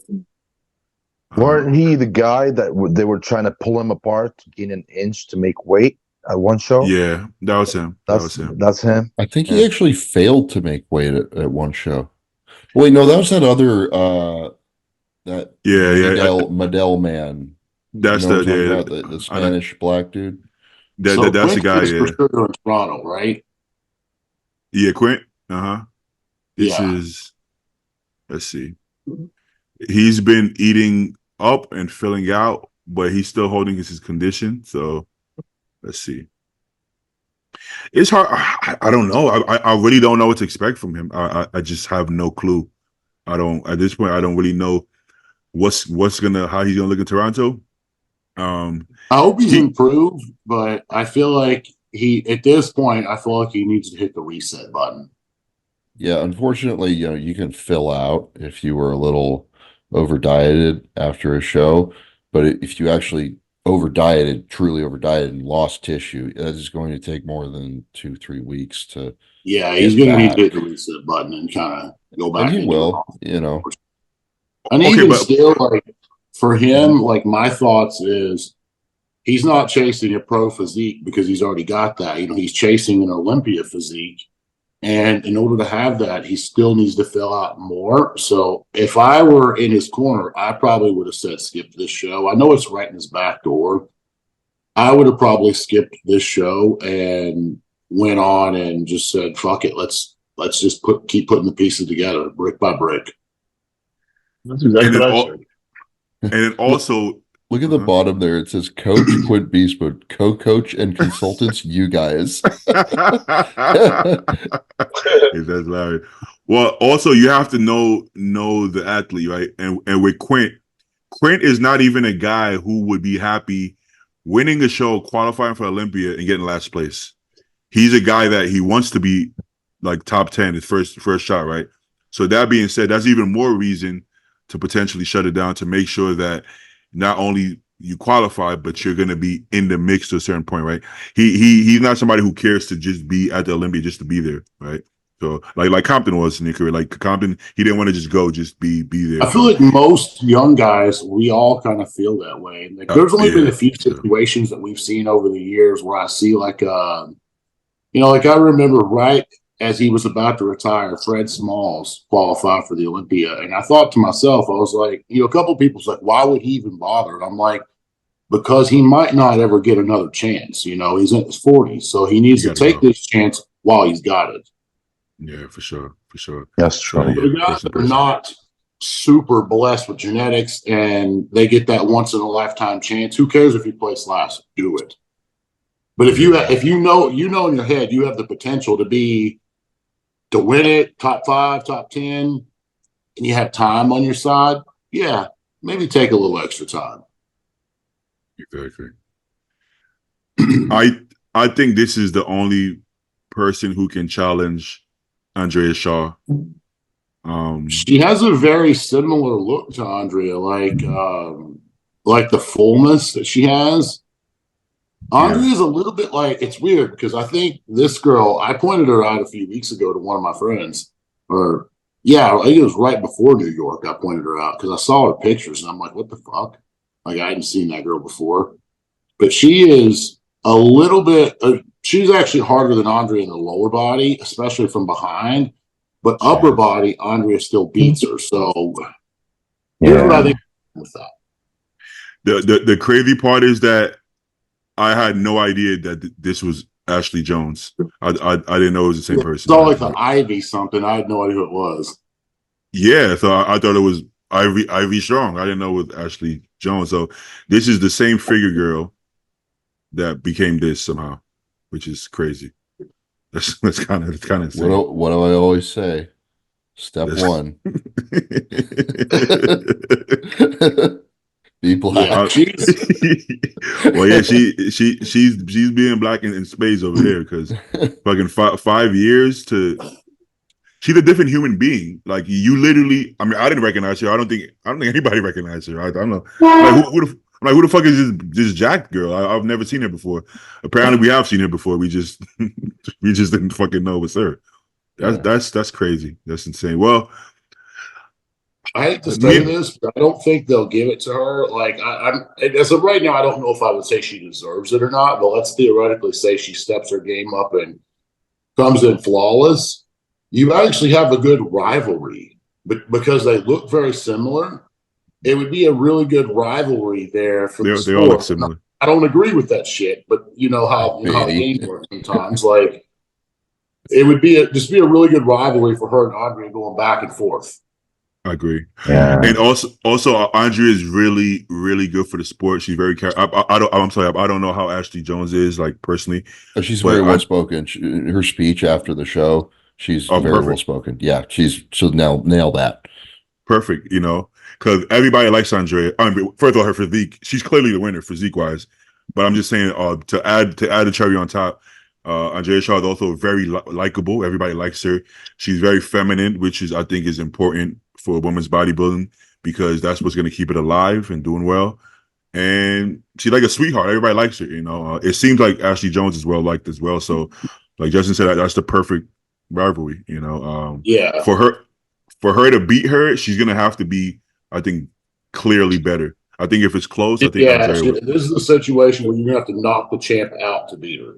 Ashley's really short too. She's like 5'2". So that doesn't help. Yeah, Andre's a lot taller, so I'm gonna say Andre's like 5'7", 5'8". Yeah, right? in person, she's. I seen her at the Phoenix show, the Rising Phoenix. She's like bigger than everybody, not just muscularity wise, but like height wise. You know, she dwarfs Michaela Aycock, who's like 5 feet tall. Holy fuck! Well, yeah, well, she's gonna.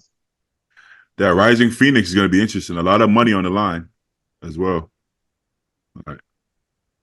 Yo, this guy is all over the place, man. He had like this crazy binge, and then he was complaining about how he feels on the drugs, and then now apparently he's dropped out the show because something about his bicep tendon or something like that.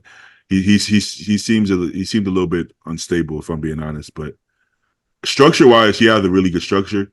Maybe bodybuilder that's unstable. I would have never thought that. Hey, Justin. Now his conditioning and structure is flawless. I think more muscle and more mental health, and then he's on his way. Oh man. I'm sorry, I couldn't help it. But not he's doing more mental health, just different mental health. Because if you're too mentally healthy, you'll quit the sport. Exactly. Let's be real. Can't be too sharp because then he wouldn't be doing this. I mean, he doesn't need to be doing it if he got fucking 80,000 followers. I'm sure he's doing very well. You mean 800,000? Yeah. Oh, I'm sorry, 800,000 followers. I'm sorry. So he doesn't need to compete. So hard to get up for work when you sleep in silk sheets.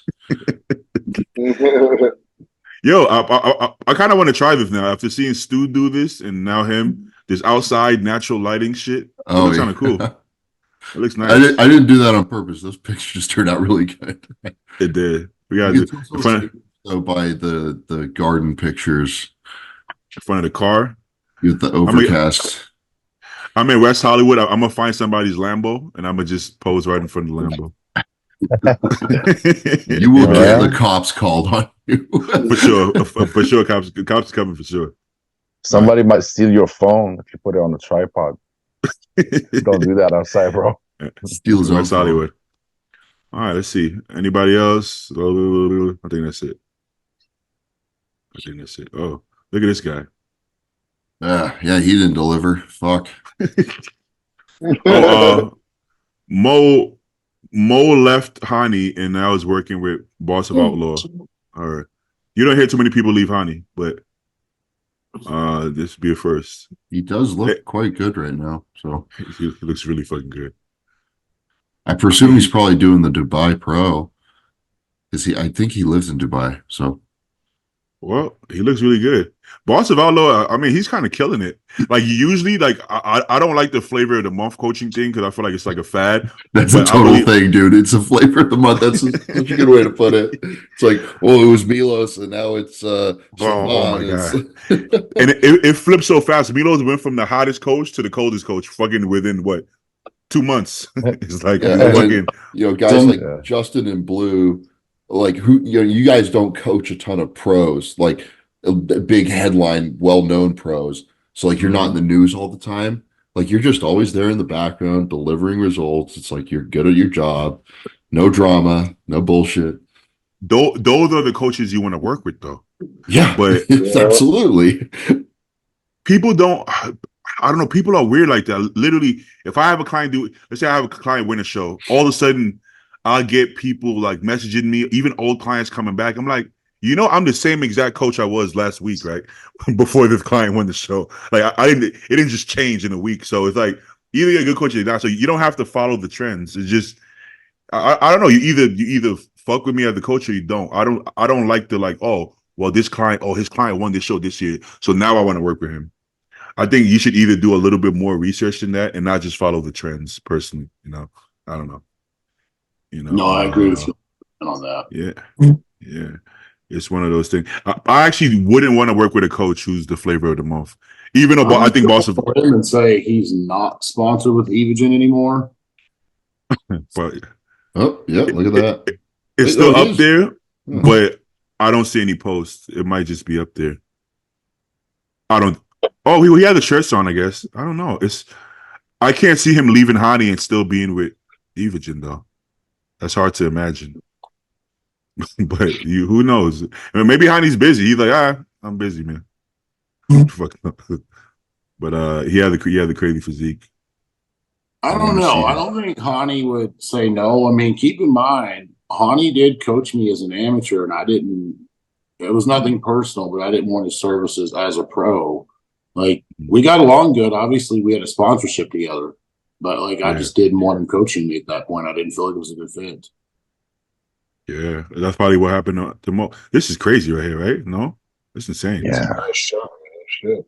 But does he have any back shots? Does he get in shape from behind? Because he has the front nailed. In Romania, I think that was his issue last year, but like he's able to get lean. I think it might have just been a peak thing. I don't know.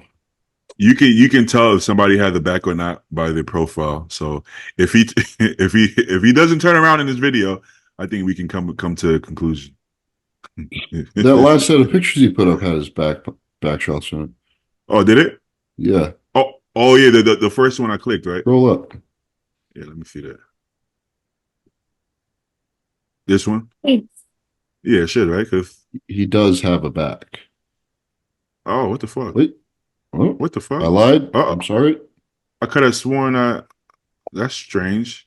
But see doesn't that make you nervous? Would you not be nervous if you see like every set of pictures without a back shot? That makes you a little nervous, but it would make me think he's not coming in shape. Like go up. There's well, that works too. Which one? There's one a couple a little bit more. He said like a green or a teal trunk. Yeah. Yeah. What does that look like? Well, the last spread looks pretty good. I don't know I'm what's looking going on for over the here. point. Like I knew his back was Oh. going to be big just based on the front lat spread. Yeah. I he's mean, it got- depends. It depends what part of the prep he's at. I don't know. I want to see a back double. But I don't know if we're gonna find that. Oh, that's it. Yeah, I don't know if we're gonna find that. But would you guys be scared to post a pose even if it wasn't a strong pose? I feel like you're gonna show it on stage anyways. Might as well show everything. That's the way I look at it. You know. I feel like for your social media, I personally posted pictures that I liked, like that I thought I looked good in. I didn't post my weakest shots. Yeah, but I don't think I look good in any pose. Justin, you personally. had 0 weak shots, dude. I'm serious. I Not always look mine. like crap in pictures anyways. It doesn't even matter. I don't think that's true, man. In Justin, my what shots did you think were weak on yours? Yeah, Good that's a good question. I personally fucking hated my front lat spread. I did not like it at all. I like your front lat spread, Justin. I don't think my rear lat spread, I think it was a lot of the people thought it was good just simply because I did have the small hips, like the small waist, but I just think I needed more meat back there on my lats. Let me think. I honestly wasn't that big of a fan of my own side chest. You're just man. naming off really good poses right now. This guy has no back Well, back double obviously going bicep to be guy. my own worst critic and stuff because I've had guys come to me telling me that this pose sucks on them. I'm like, no, this is your fucking money shot. Yeah. But they don't see it that way. if I you're hate that my big, other thigh. really, I feel like it's pretty good. I like If- Stu's apple thigh. Oh, yeah, Stu, he might have one of the best in the business. I'm a one-trick pony, baby. Yeah, so he refuses to post any back doubles. He posted a couple of lat spreads, so I'm gonna assume that his back double is not the lat spread is not bad though. It's pretty good. But I'm gonna assume the back double is not his strongest pose, to say the least. I think that's a fair assessment, you know. Listen, I thought my back double was the shittiest pose in the world until like probably this year, but I still posted it. It's like you're gonna see it on stage, so I just didn't see the point of not showing it. I understand it's the social media, but I don't really like or love any of my pictures, so I'm gonna post something. I posted my fat ass side tricep. I said, Yeah, fuck you- it, That's throw it up bold, bro. Very bold. Okay, that's one thing I am scared to do. When I'm peak off season, I'll take a picture or video and be like, oh, I don't know, man. I don't know if the world ready to see this one, you know. You And gotta sometimes remember the shock value, though, bro. If you're gonna get in Yeah. shape, you just got to get in shape. That's the thing. If you get in shape, that's shock value is money. that's why. Okay, that's why Joe doesn't mind, because he knows he's gonna be in shape no matter what. See, in the back of my mind, I still get a little nervous. So I'm like, if I show this, they're gonna be like, "That's why he didn't get in shape, you fucking fat ass." So Bro, I you gotta- don't post those. I never once posted those and was like, damn, I look pretty damn good. Well, that's also why I don't post refeed days or in the past cheat meals, because they're gonna be like, "Oh, those cheat meals. That's why you fat, motherfucker." You know, like, Dude, I was so like- scared about that when I was prepping for the USA's because I would like put up on my story sometimes when I went and got sushi. It was like once a week. I was like, fuck, what if I show up fat? Everyone's gonna be like making fun of me. Yeah, exactly. Well, okay. Anytime Juan Morel came in shape or really shredded, nobody said anything. The moment he comes in a little off, it's the fucking cookies, bro. It's the ice cream. It's like, Boy, bro, It's probably because he didn't eat enough of that shit. That's why he's Exactly. Remember, I went up to Paul after the show and I was like, hey, Stu went up to me. I was like, hey, Joe, you're big, man, and you're in shape. All right. I'm like, Good sign. Thanks, Stu. Good. He's like, well done. Exactly. Well, also, some people's back doubles look like complete shit until like 2 weeks out, and then they're holy fuck, where did Jordan that back come Hutchinson. from? His Bro, back double sucks when he's fat. Like it doesn't look like anything. you stole it right out of my mouth. Or even like Elias. Most of Elias Yeah. poses off season, you're kind of like, what the fuck am I looking at? Then he gets shredded. You're like, oh, okay. Elias also has like I've noticed this about him. He has big fucking hands, like bizarrely large hands to the point where it makes his muscles look small. My head makes my muscles look small. His hands do the same thing. It's kind of strange, yeah. So Yeah. it's one of those things that no point in being scared because it's all gonna show on stage anyway. So you might as well get people warmed up to it. You know, Prepare for the disappointment. Exactly. You know? Ease you into it. Ease you into it. I kind of prefer, like, I don't know. Would you rather be more of the Regan Grimes or more of the like John De La Rosa, right? When you're leading up with people like he's okay, and then John De La Rosa on stage, you're like, whoa, oh fuck, 4th place, his legs are big. Obviously, you'd rather be better in person. Yeah. Because I think so. it's reality. I think so too. Of course. I think so too. Yeah. All right. I mean, for social media though, I'd much rather have a head that was half the size because it would make me look freakier. Like overall. Yeah. Seriously, Well- like I think that helps Nick hugely in terms of being like the freak. Pun intended. Yeah. Like obviously he's very muscular, right? But he looks even crazier when he's standing on his own with his little noggin, you know? he does. Well, I think the guy that mastered the best. Remember Craig when we saw him at Stacks oh and yeah, Duke? he's wild. He's a wild guy. He's like 340 pounds. He got like the head of like a 12-year-old kid. Well, I guess to Stu's point, well, who makes the most money? The people who are impressive online, right? Craig Elias, Nick Walker, Regan Grimes, they all make really good money on social media. So maybe we got it backwards. I'm flipping the script, bro. I'm bringing the hair. I'm gonna flip this on its head, and this is gonna make me all my money. It's my plan. There you go. Hey, I mean, at this point though, man, I gotta be honest. Social media is just as important as the stage, though. I don't know if I want to say unfortunately or fortunately, but at this point, yeah, definitely unfortunately.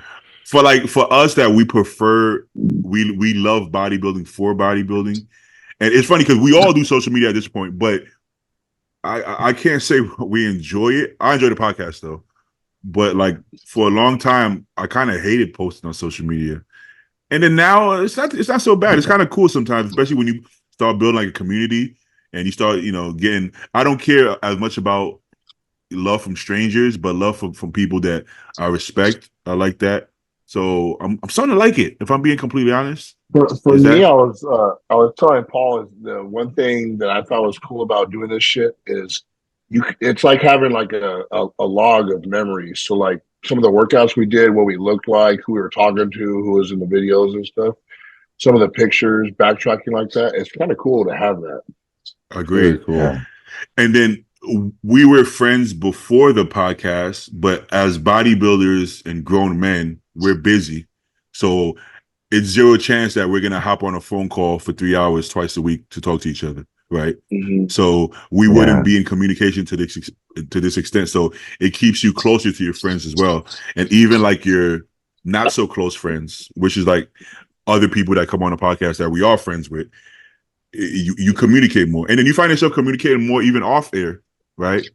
Like you're like, okay, cause like Nick, like he'll reach out to us or we'll reach out to him, shit like that more often because he was on a podcast for quite a bit. Right. Here's the question. When's Nick coming back on the podcast? We talked about me too. I did. He said he's going to be back very soon. So he's got to move to Florida now, huh? Going to be busy. Yeah. That sounds like the next move. I kind of want to see where his head is at because through text you don't get as much of a idea. No idea. Yeah, it's tough. I can't tell what he's feeling on text, but I feel like on the podcast I would get a better idea of how he's feeling. Okay. Hey, all right. Could you go to RX Muscle real quick? Yeah. Pull up their page. All right. Let's see. Let's see what Stu got in store for us. Our X muscle. So I asked Tyler Mannion if my hair would get me downgraded in judging, and he said 100% no. Right there, read that. Hairstyle has no bearing at all on placings. So and then read the fucking comments in this thread on RX Muscle. First of all, RX Muscle, great outlet, love RX Muscle, but like their fucking fans are just retarded. And like this is the VP of the IFBB Pro League and a head judge at a ton of shows, and there's people here who are still like, no, you should still cut it. It's still a factor. Like, no, I know better than Tyler Mannion. Like, who do you think you are? Like the fucking gall is because they don't want to jack off to you with your head full of hair. Basically, no, it's. I mean, same with the tan, right? It's like the judges had zero issue with the hair of tan, but everybody else seems to know what the judges want, even though the judges said that they don't care. Like it's fine, right? So I don't know. Just so everybody knows, if you don't like my hair, every time you comment about it, it fills me with joy. You make my day, because you look at these, like the comments, like, and you click on their profile. It's like at least 70% of them who don't like it, they're fucking bald or balding. Of course, like every single time. At this point, I would literally grow it bigger just to make them mad. Dude, it's like an elaborate troll at this point. Like, I like having my hair, right? But it's also like a little bonus is like I get to piss people off on the internet, which I love. I love it. I absolutely love it. Did you shave it right after the 23 season and let it grow right back out? I got it like faded really, really short, but yeah, it was. So this is like 1 year of hair growth, right? I got it cut in September, so 10 months, nine months, yeah. You go a solid year, like another year. I'm gonna need like a headband, hair ties or something. You guys know John Bravo? He makes videos. Yeah, he's cut hair. I like John Bravo, and I'm actually friends with him. But he was talking about like broccoli haircuts, and he said Stu had the broccoli haircut, and I did. That's just how. That's just the way his hair goes out of his head, and he don't have the fade. I'm like, nah, that's not a broccoli haircut. There's a fade that goes with the broccoli. If you go back to like, it must have been like June or July last year, I actually did get a haircut, and it was a broccoli haircut. I got it short on the sides and it was like more big and poofy on the top. Don't do that. And like it was a good haircut, right? It was well done, but like it looks so dumb on me because I'm like got this fucking brick head, you know. Yeah. But these kids, they're also getting perms. Stu. That's how his hair goes out of his head. So these kids that have like the broccoli haircut, they're getting a fucking perm. Yeah, they probably wear lipstick too. Dead serious. with a dangling cross earring. For sure. You can only consider it broccoli haircut if you have a perm and a fade, because if that's how your hair goes out of your head, that's really not. It's not a hairstyle. It's literally just. This is just chaos. You know, like Stu wakes up like that. Like I was with him. He wakes up with that hair just exactly like that. There's no preparation. You know, it's not like he's putting curl activator. I touched an electric, like a Tesla coil. It's like pops up. It's not like he's putting fucking activator and shit, fucking S curl shit in his hair. Like that's just his hair. I did do that Friday before I got tanned. I showered and put some curl cream in there. It actually made it look nice, but it looked real nice. It's real smooth, you know. You know who does do that broccoli hair sometimes? What's his name? The Wesley Richards sometimes does it, right? Every once in a while. He's good looking enough to pull it off. I'm not. I'm not gonna lie. It don't bother me though. When he does it, he pulls it off. If I'm being honest, it kind of works. Yeah, you know? He's got that deep voice too. Like he's a fucking Giga Chad. You know, exactly. And he's a fucking Arnold winner as well. I think you can kind of do whatever you want at that point. Yeah, do whatever the fuck you want. All right. Let's do a couple questions, but I gotta go eat, man. I'm starting to feel it.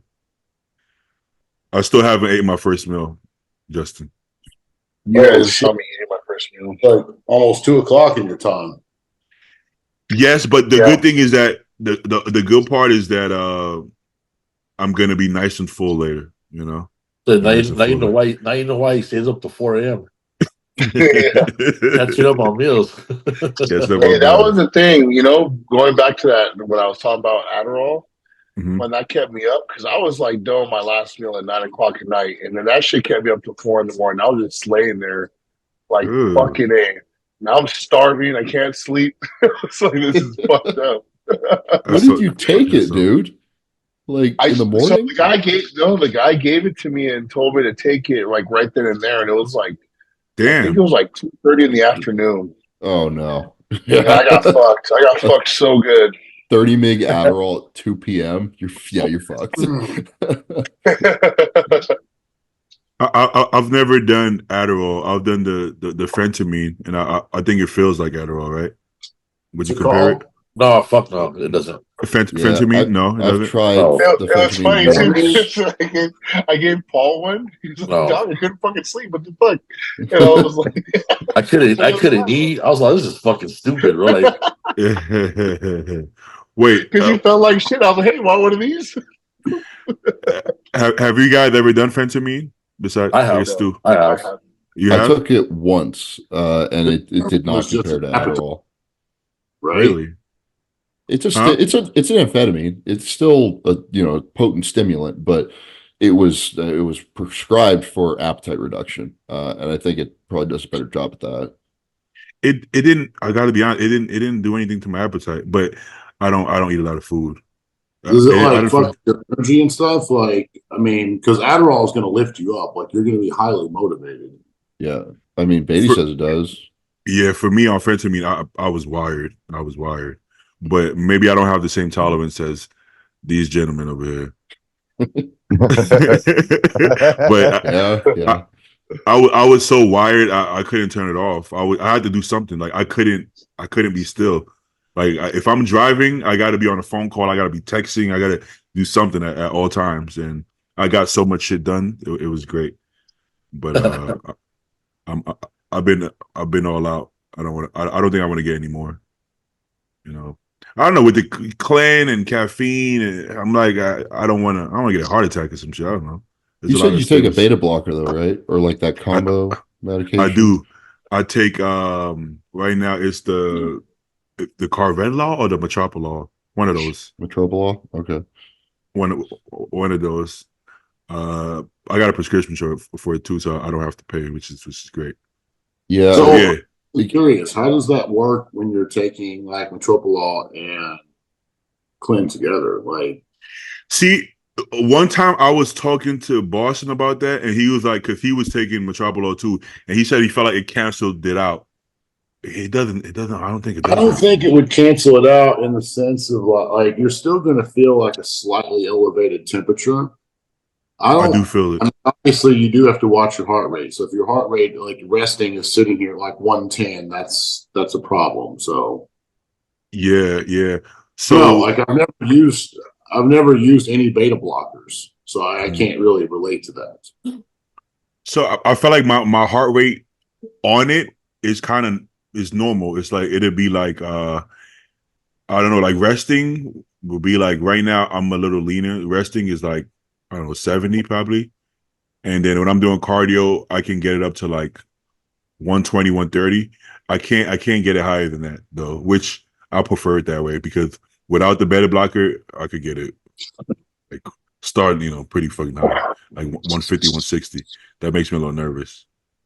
So I think I kind of like the combo, but I rather, some people say, well, just come off the beta blocker then. If you're gonna do clan, come off the beta blocker, let your heart rate creep up. And I'm like, but I don't want it up all the time. I just want it up when I want it to be up. That's not really going to help you burn more calories or anything though, right? Yeah. I don't think it would. Like, you're still doing the same cardio at the same intensity. You still got thermodynamics at play here, right?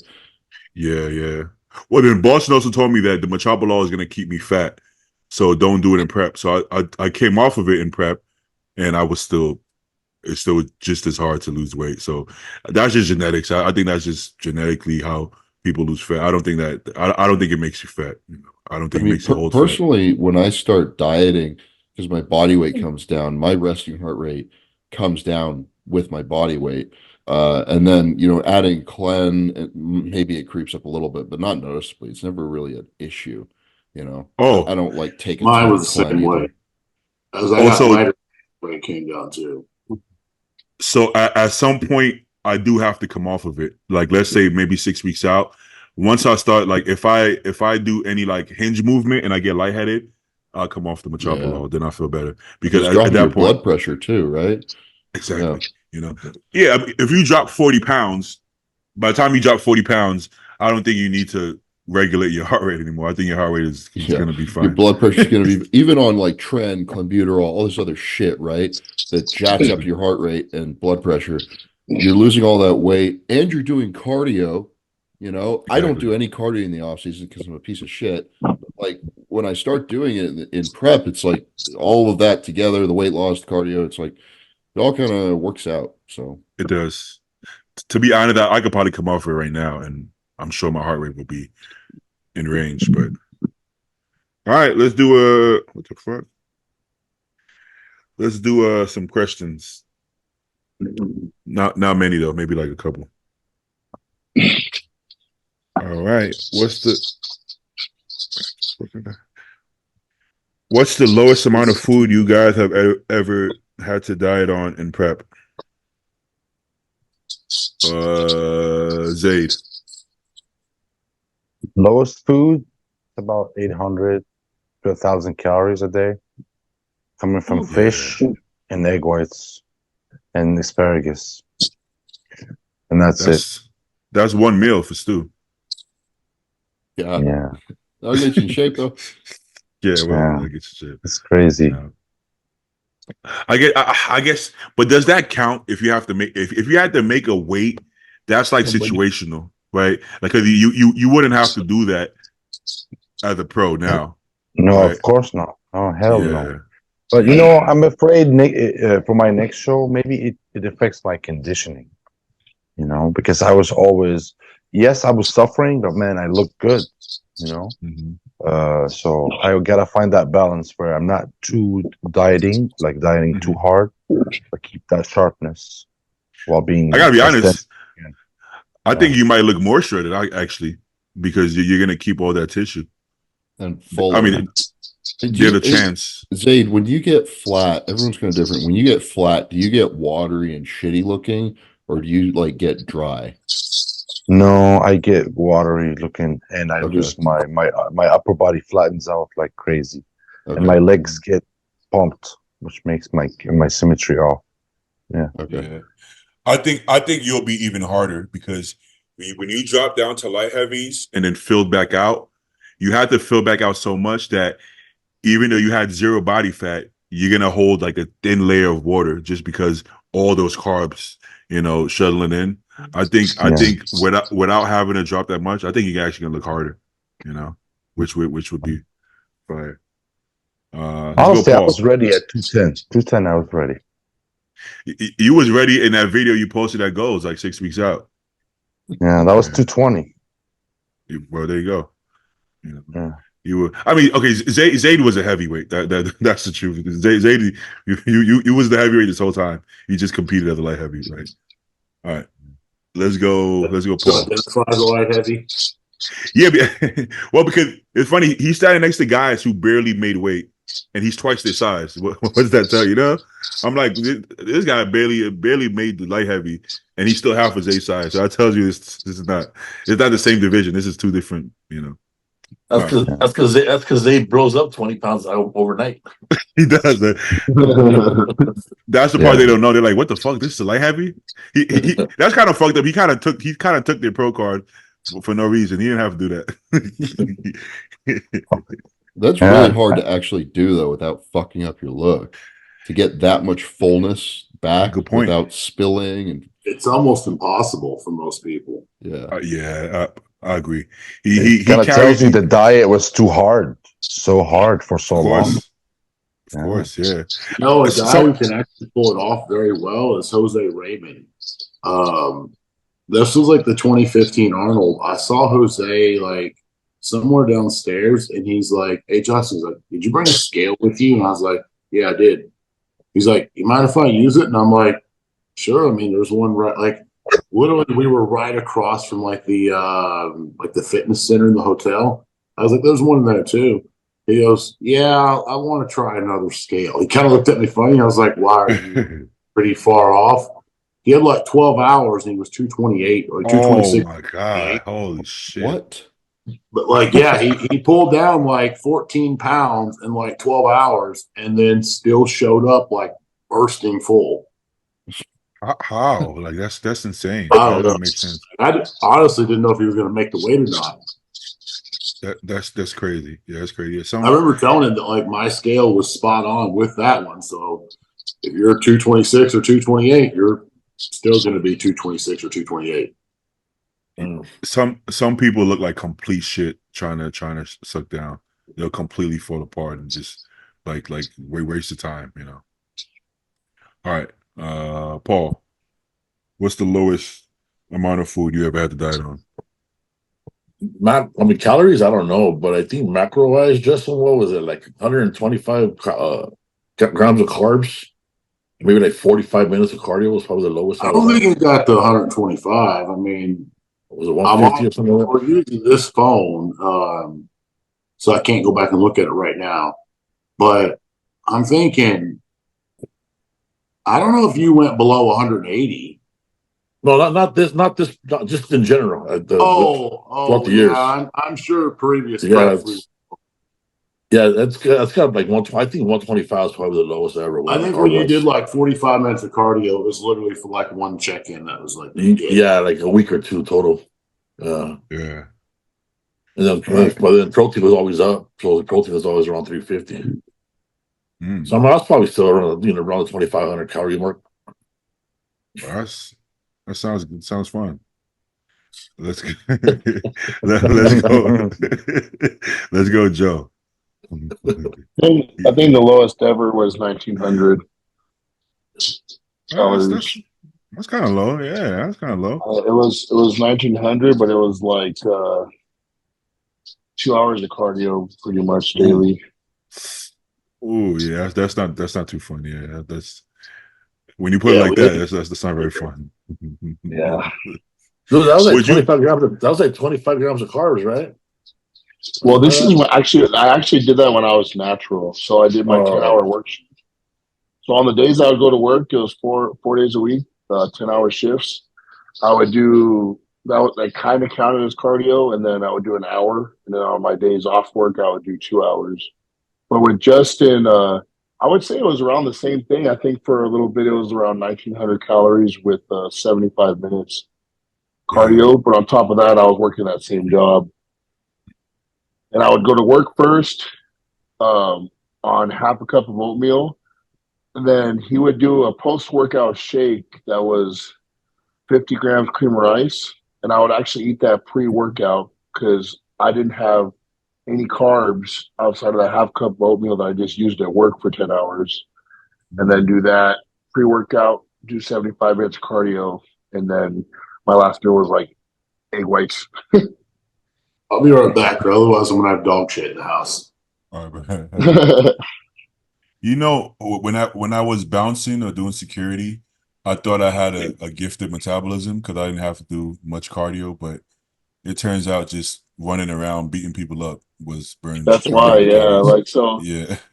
I always put that in perspective to Paul, like because I actually had to do like if I didn't have my job that I did, I probably would have done 2 hours of cardio like on that very first prep with Justin, like no problem. Like I may have even had to do more. I don't know, but I was moving a fuck ton at work. So that's the thing. When Justin comes back, I'm gonna have to ask him if it okay if I drop my cardio 30 minutes and just beat people up randomly. That was kind of more fun. Yeah, it's more fun than fucking the treadmill for 80 minutes. Just other coaches do steps. You can just do fucking people up. It makes sense. Yeah, only if they skip you on GH or something. Yeah, exactly. Yeah. You guys have to send me some. Zayd knows a guy. Go get me my GH, bro. Yeah, you guys have to send me some I guess some clientele to beat up. Like, yeah, you know this guy, he owes me money. Go beat him up for cardio. Okay, I got you. I'll go meet up. Hitman. You got to walk there though. You got to walk to the destination, and then I run to gotta the cops afterwards. walk to fucking Venice, beat somebody up, and walk back home. That's it. I'm good. I might get a cheat meal after that one. All right. Let's go. Everybody went. Let's go. No, I mean, I used to do like 0 carb days when I was natural and coaching myself. This is like back in 2017, and then I would like, I was doing like a skip load kind of thing. I don't know if you guys have heard of that, but like basically it was just like no carbs Monday through Friday and then binge on the weekend. Oh, that's so fun. I love it. Yeah, I loved it. That was my first prep. It's the best. Yeah, it's such a yo-yo. But I lived in a fraternity at the time, and there was like an all-you-can-eat cereal bar in the kitchen. So I would just eat cereal all fucking weekend to the point where like the top of my mouth would be just fucking torn up from Cinnamon Toast Crunch. And yeah, Captain Crunch will do that to you too. Yeah. It was I mean, it kind of worked. I would never do it again, but yeah, that was kind of fun. Yeah, that's probably the funnest way to prep, if I'm being honest. But yeah, the binge wise, purge cycle. Yeah, that's how you develop eating disorders. Yep. Chad used to do that, and it worked for a lot of people. Yeah, yeah. I've seen some of his plans. Sometimes he would do that 2 days in a row. Sometimes it would be Saturday and Sunday, and it's like, but then like for me, even though you're not gonna put on fat necessarily, well, I mean, maybe, but for the most part, yes. if you, but let's say just the water retention from that, you gotta. For my body, it literally would take me the whole week just to get back to baseline. If you could get back to baseline within 3 days, and then you have another 4 days of fat burning, you're good. But you have to empty your fucking what do you call it, glycogen storage to get into the fat. Whereas for me, after a whole day of binging, I don't get back to zero until like 5 days in. So I'm reaching my baseline weight with 2 days to go, right? So where the fuck you go from there? You know, yeah. So like, in that sense, is like, can it work? Yes, but is it a good way to do it? Like if you get back to like empty tank by Wednesday, and then you have like 3 days to burn fat like properly during the week, why wouldn't you have like 5 or 6 days and maybe one higher day during the week? You know, but it's not a fucking binge. You know who experimented with that was for like it wasn't his last showing, but I think it was the one prior. Was James Hollingshead.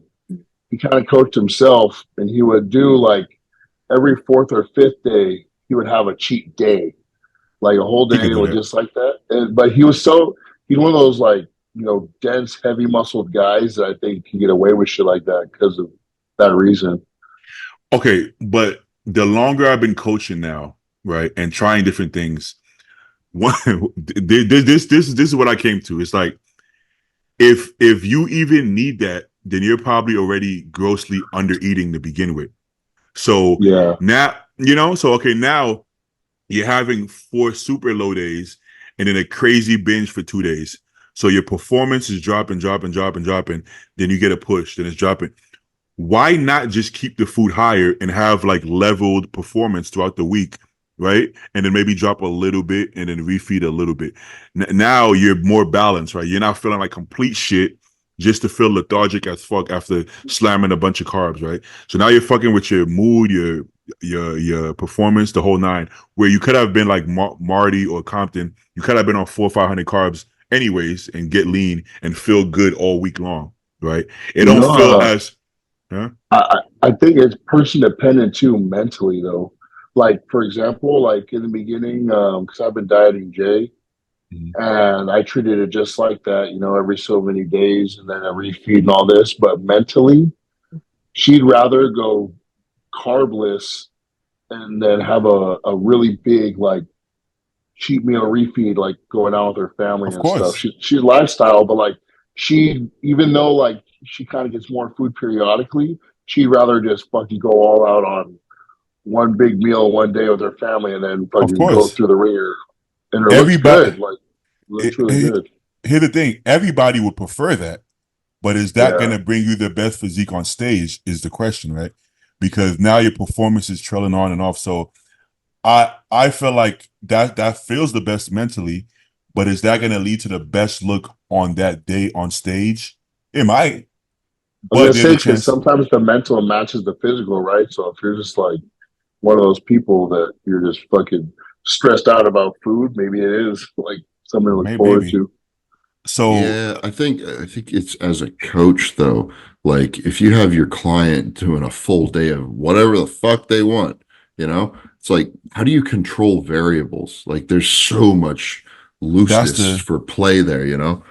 I think maybe if you give that's it. yourself like if the coach say for example when you lead up to it, the coach gives like a monitored refeed at the beginning, like so they give you so many carbs that day, right? So when you drop that down and say, okay, let me do this cheat day thingy or whatever, you give them a limited amount of calories based on previous data. So that I mean it's still like limited, but they can try to have whatever they want within reason.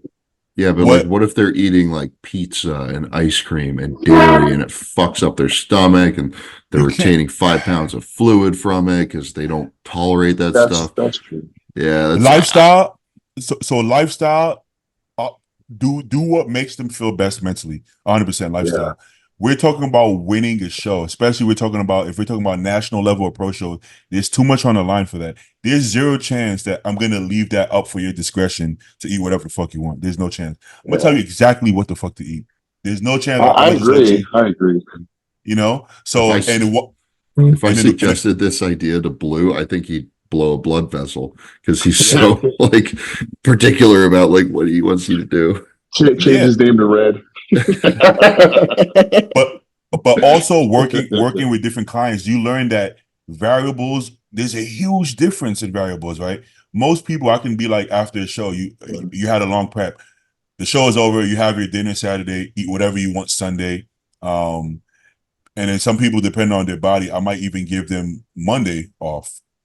Now, I tried this with one guy in particular, and by that Tuesday, he was up 25 pounds. And I'm like, bro, what the fuck did you eat to, like, how? What the fuck is this? And it's like, so you learn that if you just leave it up to their discretion, you'll be shocked what some people can actually do. And they can complete, now he just fucked up the rebound. So I bring him back to baseline, and it takes 2 weeks for him to, so now I'm like, we just wasted 2 fucking weeks. So now I don't believe in leaving people out for this discussion because people they're capable of a lot more than you think. So I want to have full control, make sure everything is lining up, performance with the whole nine. So I'll never give somebody that much free range. And here's the thing: if you need 3-4 crazy refeeds just to get the job done, you're eating too little. Why is your food so low that you need 4 refeeds in a week? Up to fucking baseline calories then, right? So I want to control it to the point that you're getting the best workouts every day. Now you're having 2-3 shitty fucking workouts, then 2 good work. Like, what's the point of that? That's not conducive to the best look. Let's have more control of this. Make sure you're even killed and get a little refeed or a little push down. Really, what Compton does, right? He's bringing you down here, boom, boom. He's not fucking doing this and this and this. What's the point of it? It's just too much, bro. Like mentally, yeah, you want to be sane mentally, but it's a physique contest. It's not a mental contest. It's not who's the most peaceful the show there is, who's getting the job done.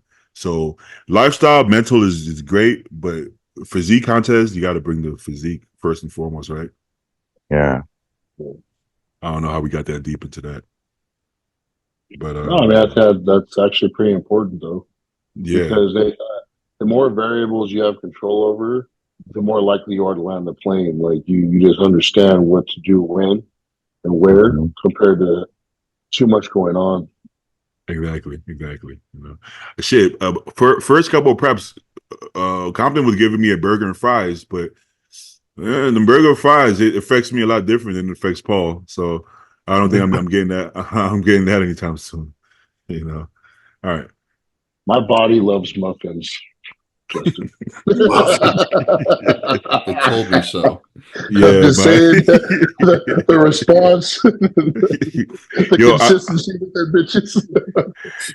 you guys get clients who say stuff like that? I think my body responds better on high carbs. I'm like, I don't look like it from here. I mean, maybe your brain does, but your Big body. eyes. Yeah, I don't know about your body, you know.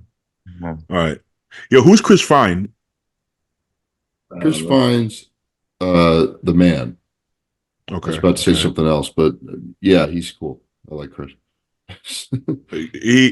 I'm always seeing him in the questions. Get Chris Fine on. Should I get Chris Fine on? You should. I've told you so.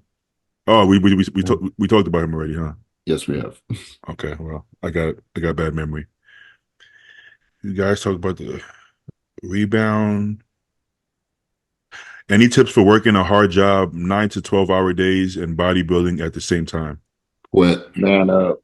Nut up. Switch jobs. Do it for one time, get through it, and then quit. And then it'll be the hardest prep you've ever done. Everything else will be easy from there.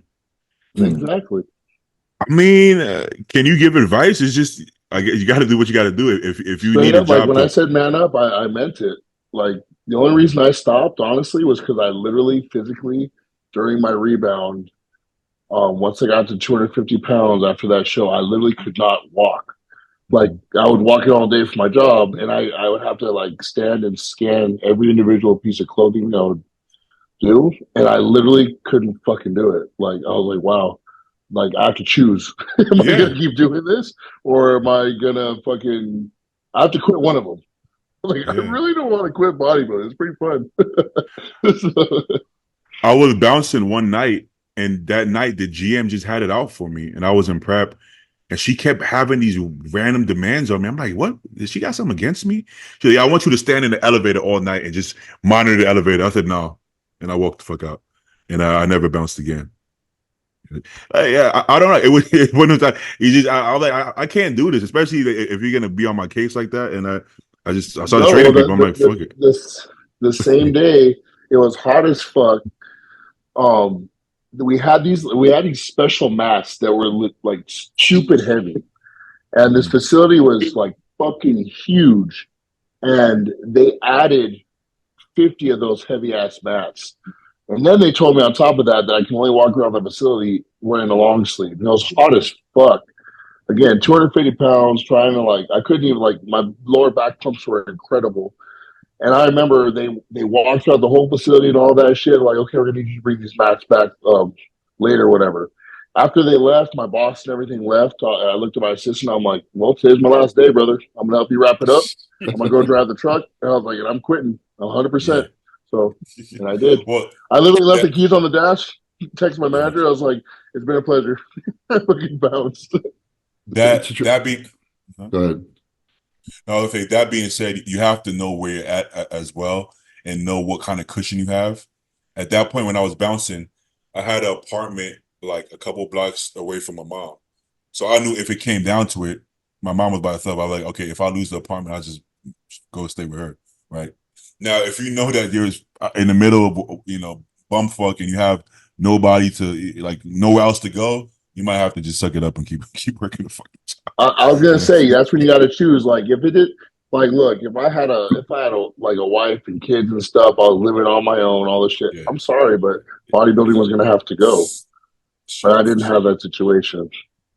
To try and answer this guy's question, the biggest thing is going to be time management, because you need to get all your work in, you need to train, do your cardio, prep your food, and sleep. That's the thing that usually gets fucked up in that equation. So don't scroll on your phone, don't go watch TV, don't do any of the shit that you usually do to waste time, because you don't have those 10 minutes to give up here and there. You have to go on to the next thing one after the other.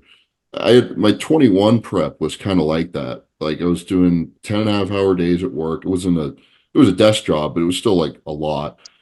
Driving across the city to go to the gym because it was COVID shit and everything was locked down. So we were sneaking into the gym across town, and it was my sleep eventually did give, but it was I was super efficient, like with my time. And that's how I got through it. Yeah, if my job wasn't so laborious, I would have tried to stay as long as possible. Like if it was a desk job, I just physically couldn't do it anymore. Like physically could not do it. Physical labor, it like you will just hit a wall eventually where like if you're working 10 hours a day on your feet, like you can't consume enough calories and it's going to cut into your recovery capability from your training sessions so much that you're just gonna you can't go any further. It's impossible. Yeah. There's jobs that actually can benefit your bodybuilding because it'll take your mind off of it. Like I guess mental jobs that are mentally not taxing, but okay. So one of my jobs I did security for the Dr. Oz show, and that was great. Dope. Yeah, you know what? That was great because what do? I stand or sit down and watch the Dr. Oz show basically all day long. That's great. I'm like, wow. Fit teas out of it. Yeah, of course. So I'm sitting there like, okay, so red meat is gonna kill you, okay. Oh, but broccoli is gonna kill you as well. Oh, okay. Oh, rice. So everything's gonna kill you. Yeah, Dr. Oz is having a fucking chopped cheese or burger fucking in his room. It's like, oh, okay. So I'm just but everything's gonna kill you. But just buy this product, buy this doctor, and that's you're gonna stay alive. You know, it's like, okay. But I thought it was great. I sat there, I have my meal, I have my water, and time would fly because I'm watching Dr. Oz with a bunch of random middle-aged women. It's great. Good time. Yeah, great time. At least it wasn't the View. Oh, yeah. Yikes! I quit that shit. Beatty would have became a woman watching it. Oh man, no, but yeah. So some jobs, if anything, could be beneficial. Like honestly, what I do right now.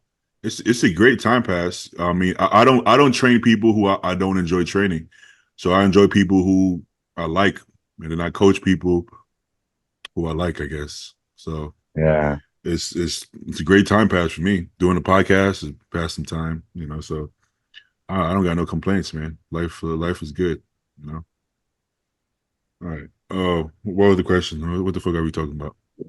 Man, I gotta get going though. So. I gotta get going soon too. We're gonna. I finally got a chance to go on Robin's podcast next.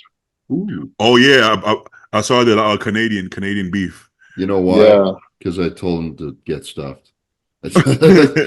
Back up. No. He wanted me to come on, but I was like, listen, dude, I owe these days to my girlfriend entirely, and that's what I've been doing. So understand. It's hard.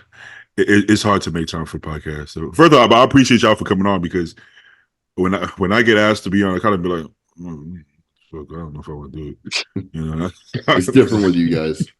Yeah, that's what I was gonna say. Like I told Beatty just to send me the link every time. I'm pretty sure I can come on Wednesdays now. My schedule's changed a little bit. But all right, let's sign off then. All right, sounds good. Yeah. All right, guys. Thank you, gentlemen. All right, guys. Thanks for coming on. Peace out, gentlemen. See you all, you guys.